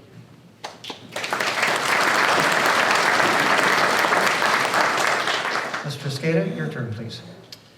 I think I mentioned a few things earlier, but I'll just elaborate. I was on the school side council for Grace Miller. Been involved with the PTA, Girl Scout troop supporter. I don't know how many hours and hours and driving miles I've had to deliver Girl Scout cookies. I know everybody orders them, and I know they're out this year. AYSO, the local region, volunteered and coached for several years. I mean, I've sat for hours and hours for coaching and sportsmanship classes that are put out by the AYSO. I volunteer and have been a Sunday school teacher for, my daughter's 23 years old. She's the oldest one. I've been doing that for that long. I've been an usher at Calvary Chapel of Verne. I'm a board member. We have a community outreach every year down the street. It's a fall festival. I don't know how many, it's not hundreds of hot dogs, but thousands and thousands of hot dogs I've helped cook and pass out to the community. And it's every year. And then most recently, I was helping out the Laverne Heritage Foundation. I was driving the tractor around for hours and hours and sucking up diesel because that tractor was spewing out a lot of pollutants. But it's just not about that volunteering. It's about what we do for each other, and that's the most important thing. Everybody's a stranger. There's a lot of strangers here. I don't know everybody, but I'm willing to do whatever needs to be done for the community, and I think I have over the years. Thank you.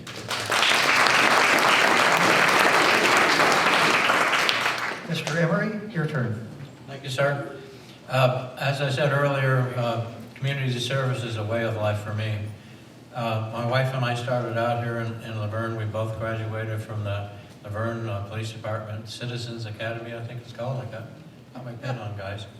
And as a USA and high school softball umpire, I've done more games here in Laverne and cities around than I could even count. And as a former president of Chapter 152 in the Fountains, I've done things, for instance, I wrote a neighborhood watch program for the whole neighborhood. We're 200 and some odd homes strong. We had dinners, we helped each other get back and forth. But most of all, I'm proud of the fact that my wife Pam has given me permission to sit up here at the dais and offer myself as a council member to serve again this city that Pam and I have come to love. Thank you.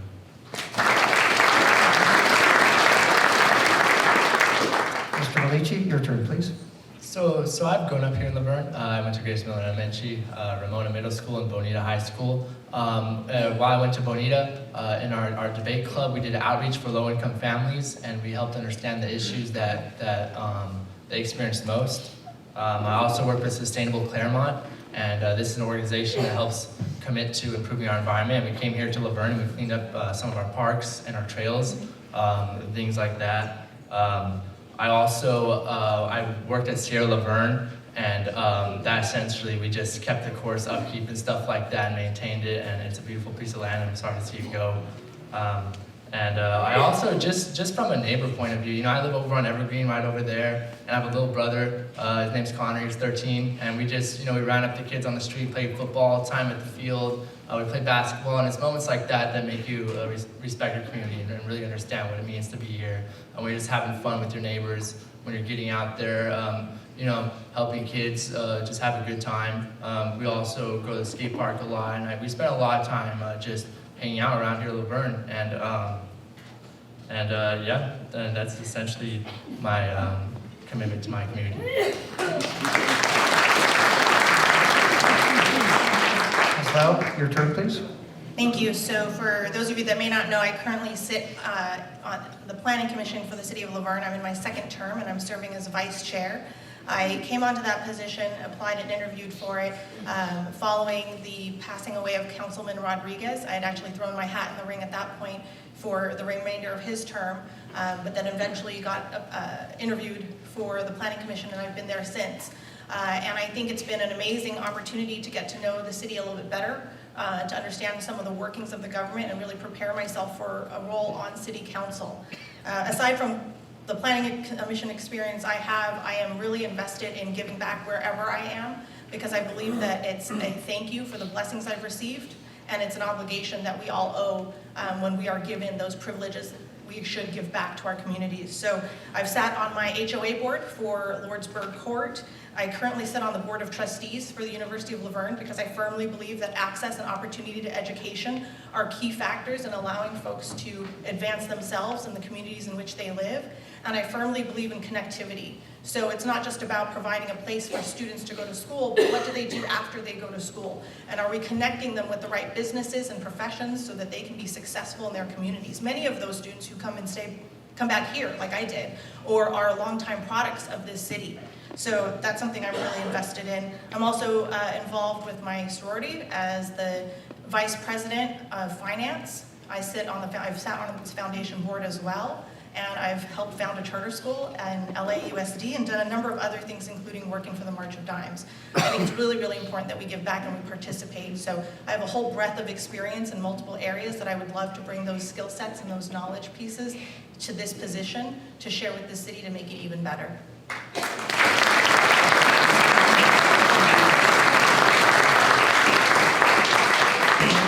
Thank you. We have a little time left for questions for individual candidates. And so I have a question for you, Mr. Gibson. And then I have a question for, it's the same question for Mr. Hepburn and Mr. Kendrick. And the one for Mr. Hepburn and Mr. Kendrick is a little involved. So I'm going to give you the question, and then I'll come back to you. The question for Mr. Hepburn and Mr. Kendrick is, the lawsuits and labor problems with the LVFA revealed a lot about all the parties involved. What do you think it revealed about you? You who are answering the question, not anyone else, just you who are answering the question. So I'm going to come back to each of you on that question. Let me turn to Mr. Gibson. And the question I have is, you have stated that the city of Laverne has created a system of segregation through over-policing. Could you explain that, please? Is that true? That you've said that? That is part of, yes. Okay. That is part of my written candidate statement. So what? Oh, okay. Part of the candidate statement that went out. Thank you. Now, when I wrote that, what you have to understand is I was trying to turn in my paperwork to be mayor, and I was getting, lack of a better word, I was getting shafted by the city. They didn't want me to run. So I had to write my candidate statement. If I wanted one, I had to write that within about 10 minutes time. So what you're reading is less than a first draft. And yes, I did say that there is a system of segregation created by over-policing, but that's not a problem that is specific to any one city. I believe that that's just a problem that is prevalent everywhere in the state, really. So. All right, thank you very much. Thank you.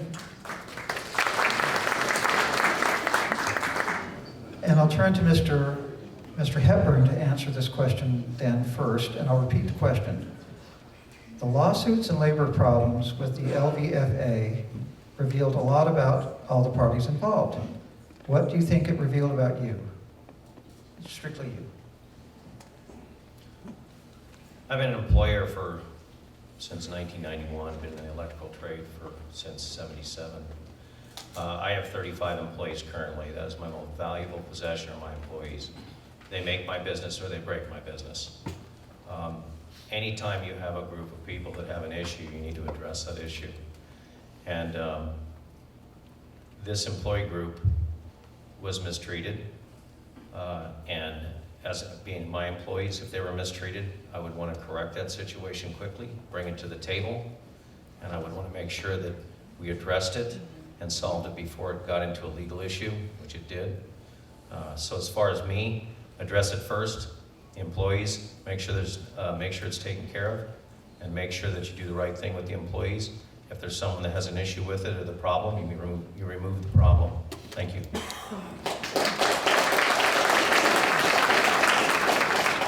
Mr. Kendrick? Read the last part. Sure. I'll do the whole question. The lawsuits and labor problems with the LVFA revealed a lot about all the parties involved. What do you think it revealed about you, strictly you?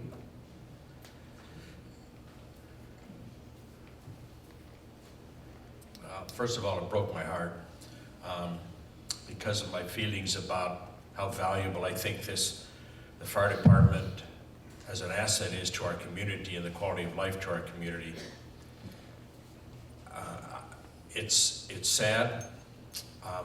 The nice thing is it's the legal aspect of it is behind us, and all I want to do is to do everything I can to create the kind of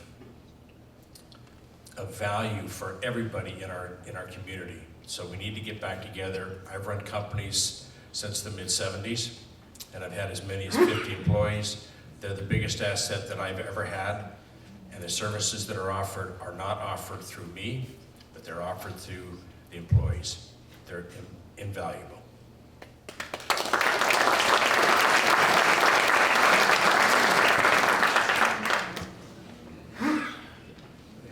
Give me just one moment while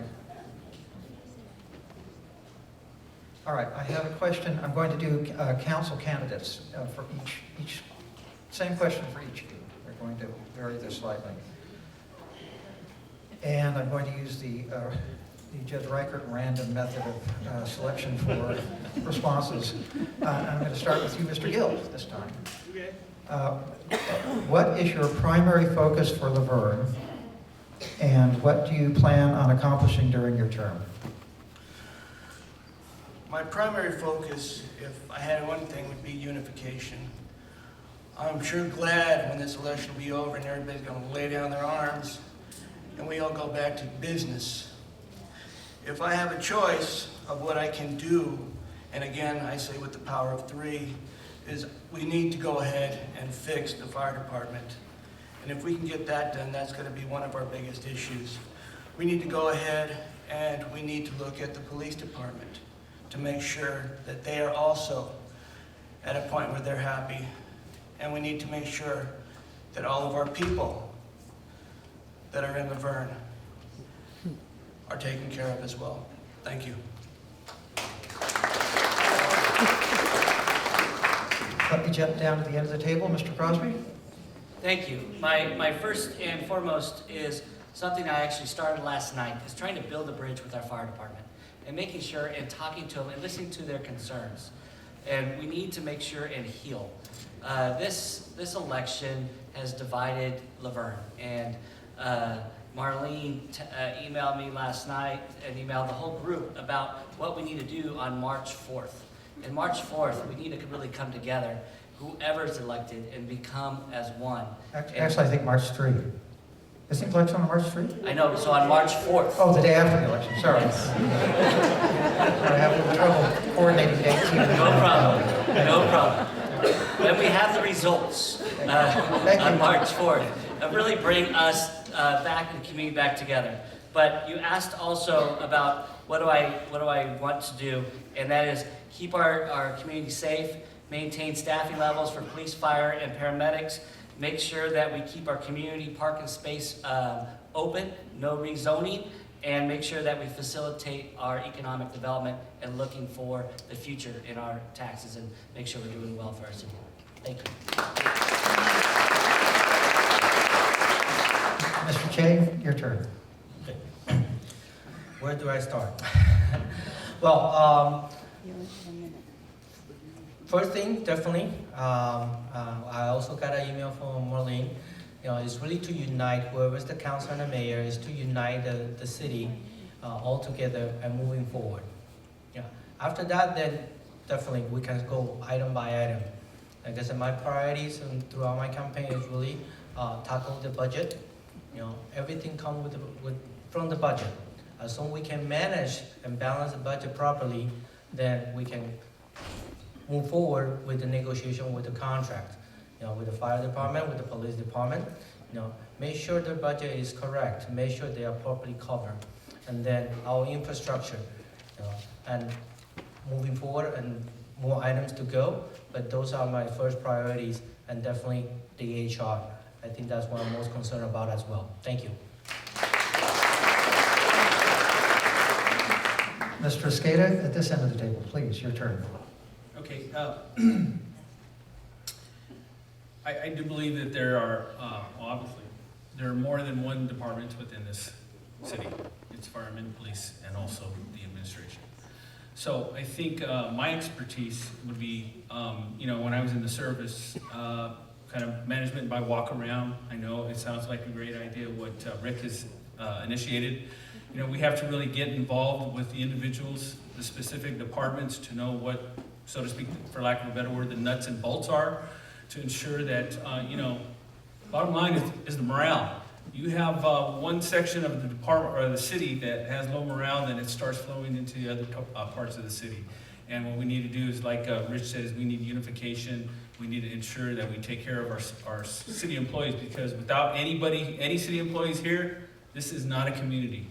It's just a desert. Thank you.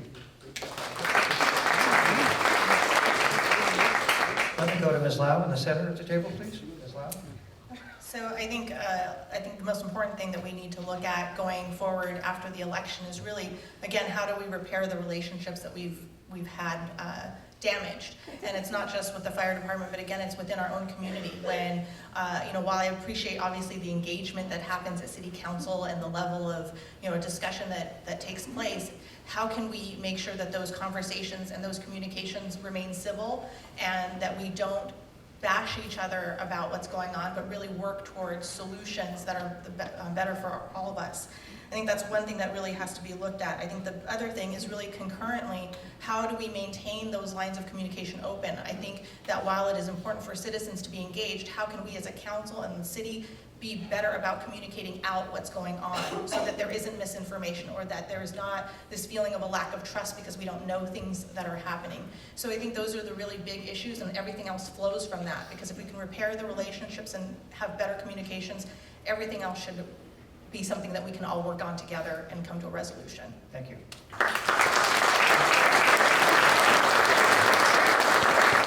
Mr. River, your turn. Thank you, sir. If elected, my first day on the job is to find out where the coffee pot is. Just kidding. I want to put my words into action. I believe in open, transparent governance. I have all my life. I will announce where, when, and what time I will hold my open door meetings, whether it be weekly or monthly or whatever the public desires.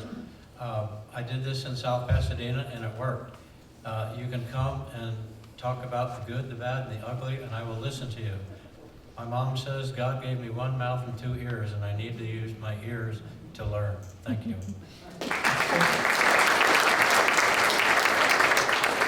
And Mr. Malici, your turn. I believe we need to build trust and improve relations. When it comes to trust, I made a bunch of infographics for everyone about the city budget. I think things like that measures where we're actively producing simplified accounts of how we're spending money to give the city a better image and give more trust in our community and see where that money is being spent. When it comes to relations, I believe that people have the best view of their local government when their local government is directly taking initiatives to better improve their lives. For example, one thing I would love to do is have an after-school financial literacy course. We're not taught a lot in school about financial literacy. What's a loan? What's an interest rate? How do you build credit? How do you lease a vehicle? I think lessons like these would help tremendously with our youth. It can be done in a partnership with a local bank, and we can learn valuable assets that help children in their future lives. We take out one of the largest loans in our entire lives after school, a school loan, and we need to better serve our community. And steps like that, they'll help us out. Thank you. We're moving into the final segment of our program tonight, and that will be closing statements by all of our candidates. But I think it would be appropriate, if you wouldn't mind, if we stood up and sang our national anthem. Okay? All right? I don't have a voice. We're going to have to do the best we can.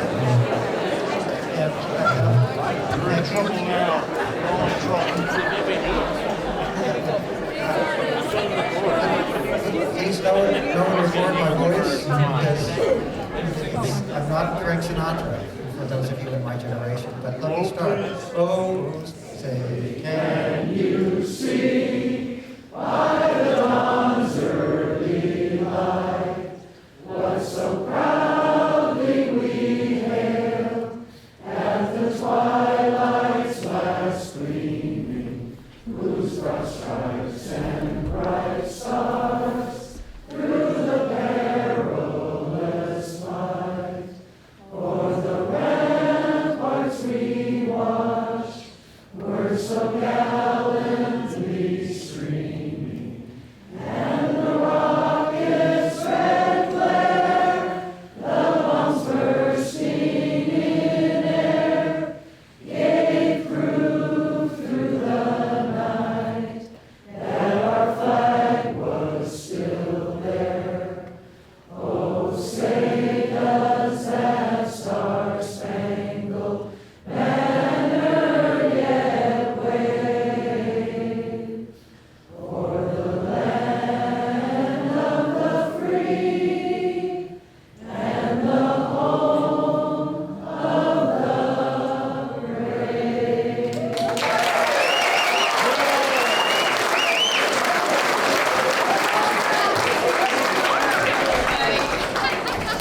Thank you very much.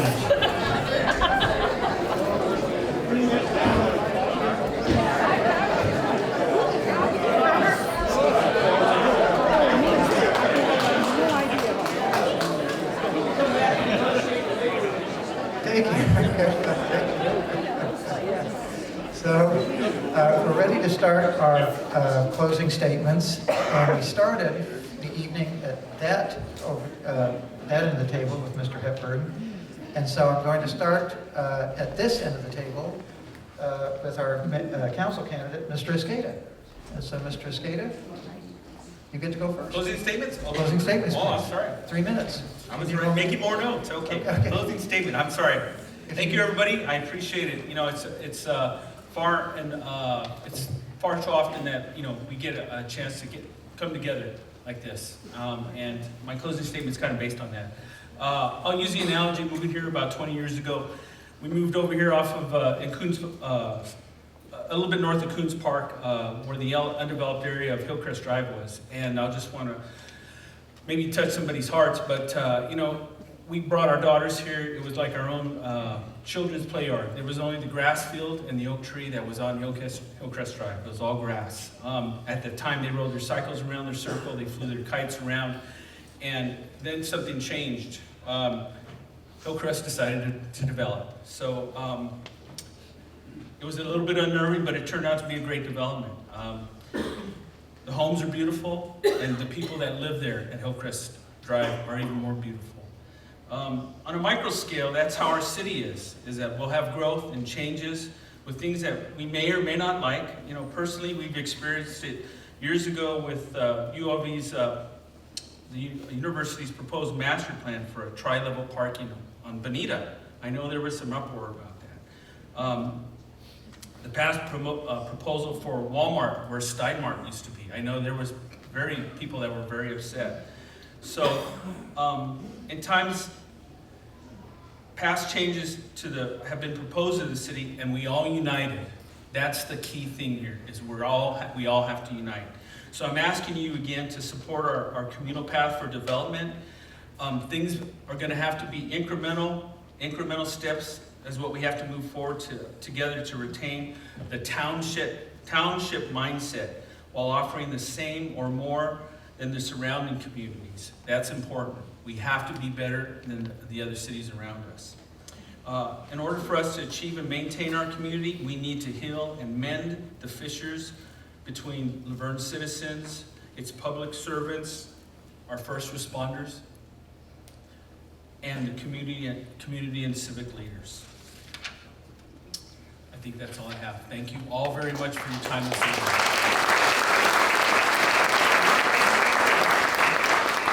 Mr. Gill, your turn, please. Well, I'm going to tell you, it's very wonderful to be in the US of A, and it's very wonderful to be in Laverne.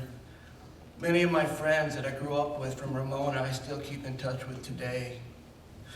It's a unique opportunity, and we all, for those of us that have been in the military, we use the military often because it teaches a lot. In my case in particular, when we were in Saudi Arabia, we learned exactly what it was like to lose a lot of freedoms. To listen to the prayers as they went along the sands and as the buildings had to close down. To listen to when people were literally executed at Chop Chop Square for what they did wrong. That still happens today. We should be glad and proud that we are in a country that does not do that, that takes care of each other, that once this is done and over with, we can all shake hands and be friends again. Thank you.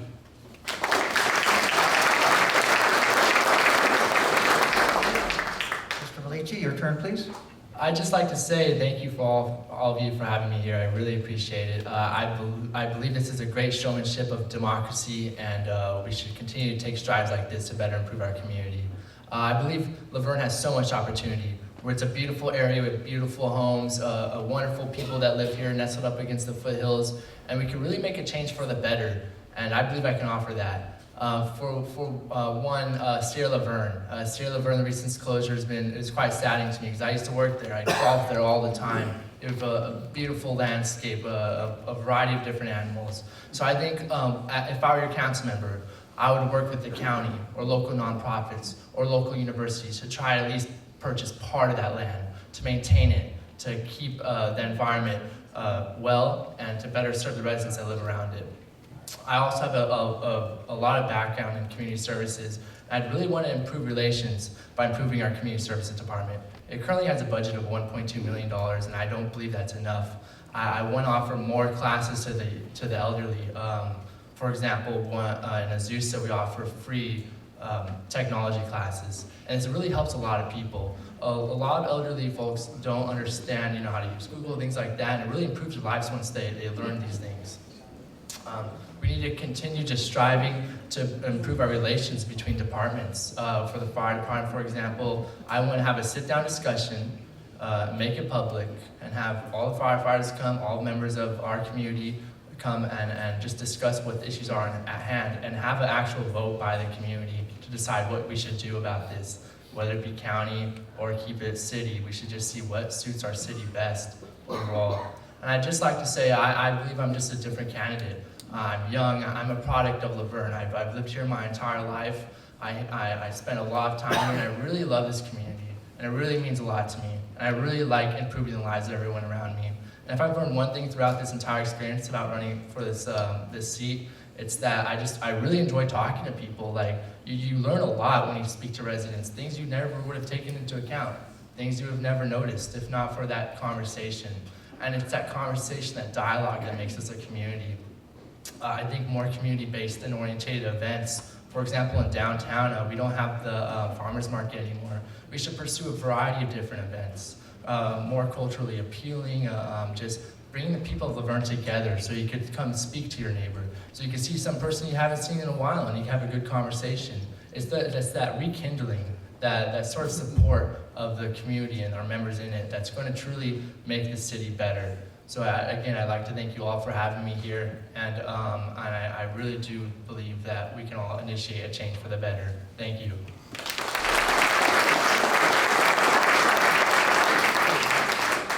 Ms. Lau, your turn, please. I'd like to start with my favorite story about my dad. When I was probably about 11 or 12, I told him that I wanted to be president of the United States. And he looked at me and he said, "That's good. I've always wanted to stay in the Lincoln bedroom." And so it's my favorite story because it shows how supportive my dad is and how optimistic and hopeful he was for his children to be able to grow up in a country that would allow them to be able to voice their opinions and their perspectives and to be involved in their own governance.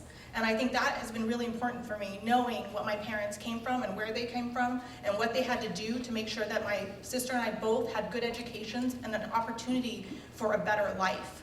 And I don't take that for granted at all. And so I think sitting up here, it's been an exhilarating experience getting to know all of you and being out and about in this city and knowing that for the most part, we're all really good people. No one's slammed a door in my face. No one's been mean. Everybody's just wanting to know what's going on and how can we make this place better. And I think if we can remember that about each other, that really, we just want to make things better. We want to be in a better community. We want to continue to be able to walk into our stores and in our parks and see people and faces that we know and say hello and feel good about being here. And I think that it's important for us to take advantage of the rights and the privileges that we have and to continue to educate ourselves and participate meaningfully in our government. It doesn't mean we all have to run for office, but it does mean that we all have to give back somehow. And I think that's really vital. And I would love, my aspirational goal for this city is that we are a beacon for other cities, that other people look to us and say, man, I wish I lived in Laverne. I want to live in Laverne. I want to have neighbors like the people in Laverne have. And I think that's powerful, and I think we can make that happen. I know we can. But it does take, moving past differences and really looking at each other and saying, I see you as a human being, and I want to make this better with you. And so I am really excited about this opportunity. I hope that you are excited for me. And I hope that, again, like my friend Claudia coined many years ago, Laverne is where friends live. I hope we do have that opportunity to build these bridges together, and I hope that we do have the opportunity to learn from one another.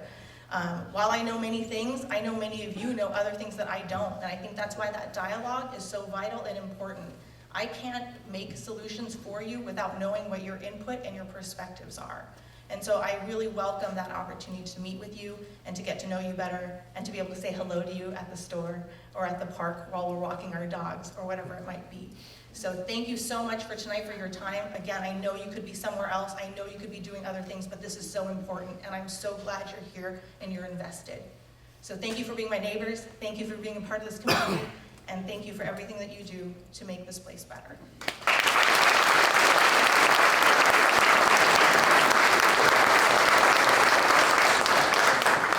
Mr. Emmer, your turn, please. Thank you, sir. Again, community service has been a part of my life almost forever. My closing statement might be a little passionate. I served the U.S. Army, and I was a first responder as a police officer. I'm going to use a President Reagan quote here, and I'm not going to take credit for it. I'm being honest and open. With every fiber of my body, I will tear down the wall that divides our city hall from our fire department. These firefighters and paramedics put their lives on the line every day to protect us. They deserve an open, transparent dialogue that our current city council and city staff has been unable to provide for over 2 years. That's not acceptable. I remain confident that a fresh new city council and the firefighter paramedics can put together a contract that both sides of the issue can agree upon and fit within our city budget. Thank you kindly for everybody being here and all you folks at home watching on cable or wherever that red lights is going. I'm not much on these fancy gadgets, but I am passionate. We are broken and we need to fix this, and I will tear down that damn wall.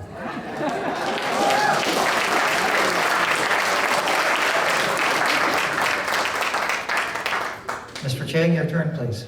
Thank you, and I want to start with thank you everybody for being here tonight as well.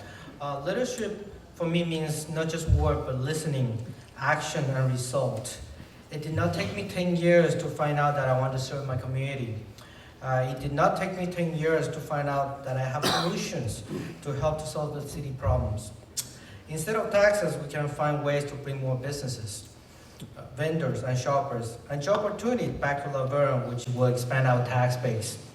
I'm not a politician, but I have spent my entire life helping business and individuals to manage their finances, creating jobs and building communities with collaboration and transparency. My experience made me the most qualified person needed in City Hall. And hopefully with that, I can improve everybody's quality of life, including myself. Thank you.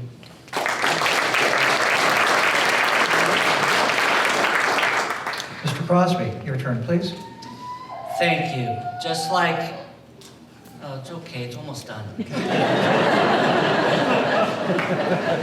Thank you for coming out. I know you've been here for 2 hours, and this is what democracy is. Really listening, having an open mind, and really looking for everybody's and what we all stand for. 23 years ago, I had the privilege to start working in Laverne. And then I went to school at University of Laverne and graduated with my teaching credential and master's in administration. Then 14 years ago was the luckiest day when my wife and I first moved to Laverne, and we knew, because of me working here, this is the town we wanted. We knew how special Laverne is. We know the community coming together. But this past Christmas, it really proved it to me. Going around on the fire trucks and going to communities, we thought our little block was the only one that came out afterwards and hugged every neighbor and saw everyone and exchanged gifts. But going around every street in this city, that's what happens. We're a community that we work together and we collaborate together, and we need to make sure and bring that back. My 3 beliefs, strong beliefs, is nurturing relationships, building and facilitating collaboration, and make sure leading by example with a strong work ethic. I believe that is what the city needs, and I believe I'm the best candidate here for City Council. So on March 3rd, or 11 days prior, or mail it in today, go out and vote, and make sure that you're informed. And thank you so much for coming out tonight.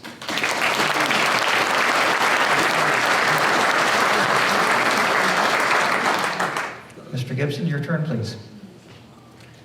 Thank you, everyone, again. Just to reiterate, positions in government, even here, have become about power and recognition, whether it's about the wanting of power or the power to govern, the power of position or the ability to say that you hold or have held office or gained a title. 5 people to give voice to over 30,000 is a responsibility, and that responsibility is too important to hand over to those who haven't found leadership means to relinquish power and not to consume it.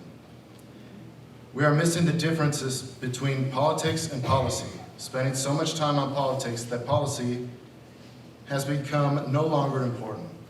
Every person that resides in this city is a part of this community, whether they just moved here today or their family has been here for generations. Whether they can vote or not, every person in this community is affected by the people chosen to represent them. Every single person deserves a voice and has the right to be heard. And when our viewpoints differ, we're still concerned about the same things, just in different ways.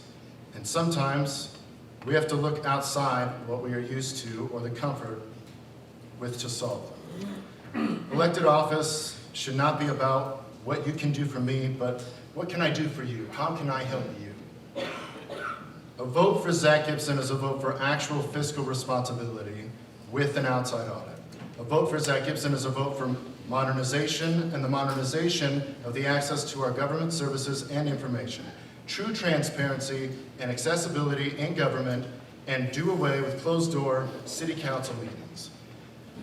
We are all in this together, moving forward to the future, toward the future, running the same race, and at some point the baton must be passed for the race to continue, because life continues, and we move forward whether we like it or not. What is most important is the realization that when you serve other people, you end up helping each other. And all I want for this campaign, for this time that I have in front of you here, is to ask that you help me serve you.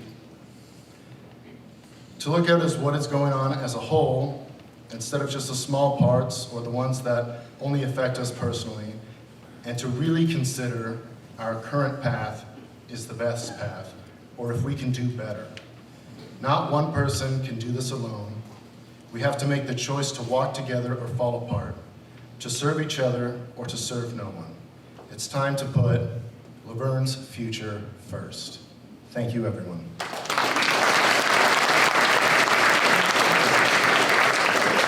Mr. Kendrick, your turn, please. In 2011, I helped co-found the first development committee ever in the city of Laverne. We used interactive social media to promote commercial vacancies. We began having regular morning meetings with commercial property owners, our commercial site brokers, and other brokers doing business in Laverne. The outcome, San Paulo Business District, just north of Brackett Airfield, is full. We've added additional properties to the district, and all those are full. Gilead Biopharmaceutical Company has been added on 23 acres on the west end of the San Paulo Business District, with the city receiving hundreds of thousands of dollars of additional revenue, and Gilead currently employing 500 people. In 7 or 8 years, Gilead will be built out. They will employ 1,000 people, all spending money in the city of Laverne.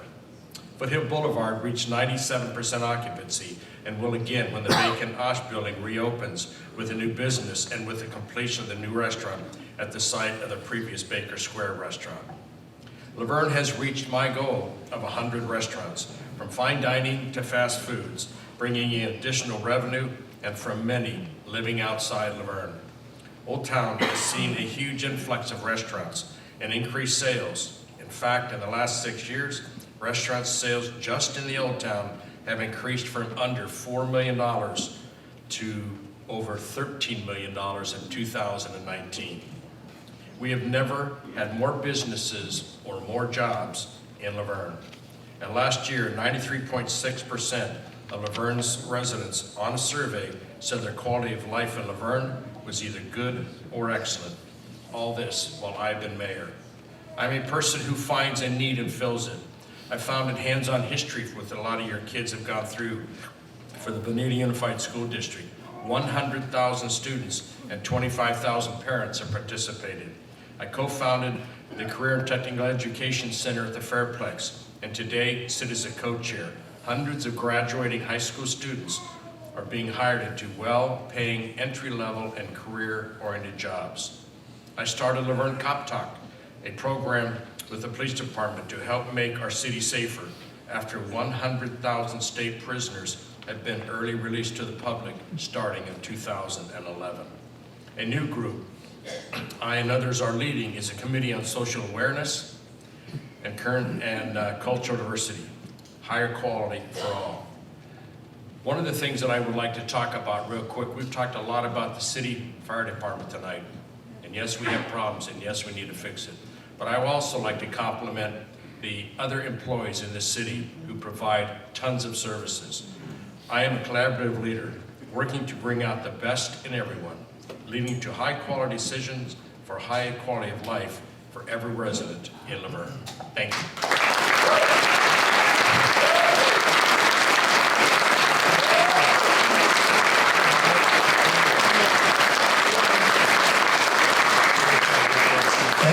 you very much. Mr. Hepburn? Well, thank you Go for ahead, being, please. thank you for all being here tonight. I want to say it has been a true joy and a privilege while campaigning to have met so many wonderful residents in this great community.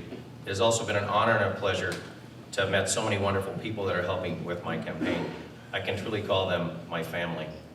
My opponent, on the other hand, has people working on his campaign that have destroyed 4x8 signs, threatened 2 owners with loss of business if they keep my signs up. Jim Murphy's threatened 3 firefighters. They have filed a complaint with the police. I have a sitting councilwoman that is challenging my supporters in their front yards while they're voting for me. I'm getting residents of multiple mobile home communities calling me and telling me that my opponent is saying that I will do away with rent control and rezone the mobile home communities. Just yesterday, I received a call from one of the mobile home park residents that my opponent said that I wanted to go county fire. I've cleared that up tonight. And that it would negatively affect all of the residents in their mobile home community. I have and I will always take the high road. This is not the Laverne I know and love. This is not how you run an election and try to smear someone. This is a reflection on how my opponent runs the city. This type of behavior is unacceptable and is dishonest to all of us. This all needs to stop, and we need to right this ship and move forward with my leadership and my direction. I will make sure we rebuild our fire department, have complete transparency with our residents and employees. We all need to work together for fiscal responsibility. I'm the only member on the council that takes no benefits from this city. No food, no functions. I pay for it my own self. That's the way it should be.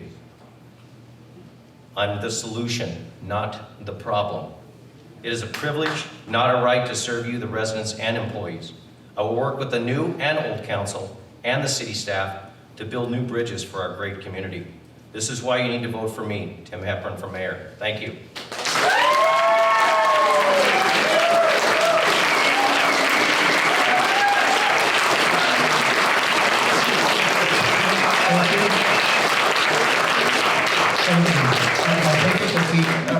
We're just about done, famous last words, but I have a few things I'd like to add. First, let's have a round of applause for all of these fine candidates.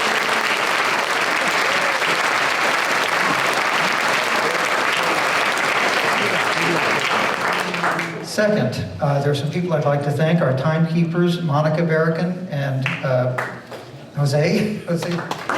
Joe. And the people who assisted me with the questions, Darlene Foy and Sharon Clark.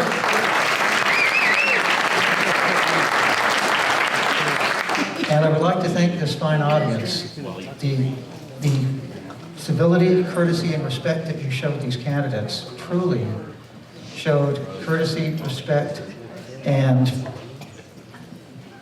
honored our Constitution for this great country.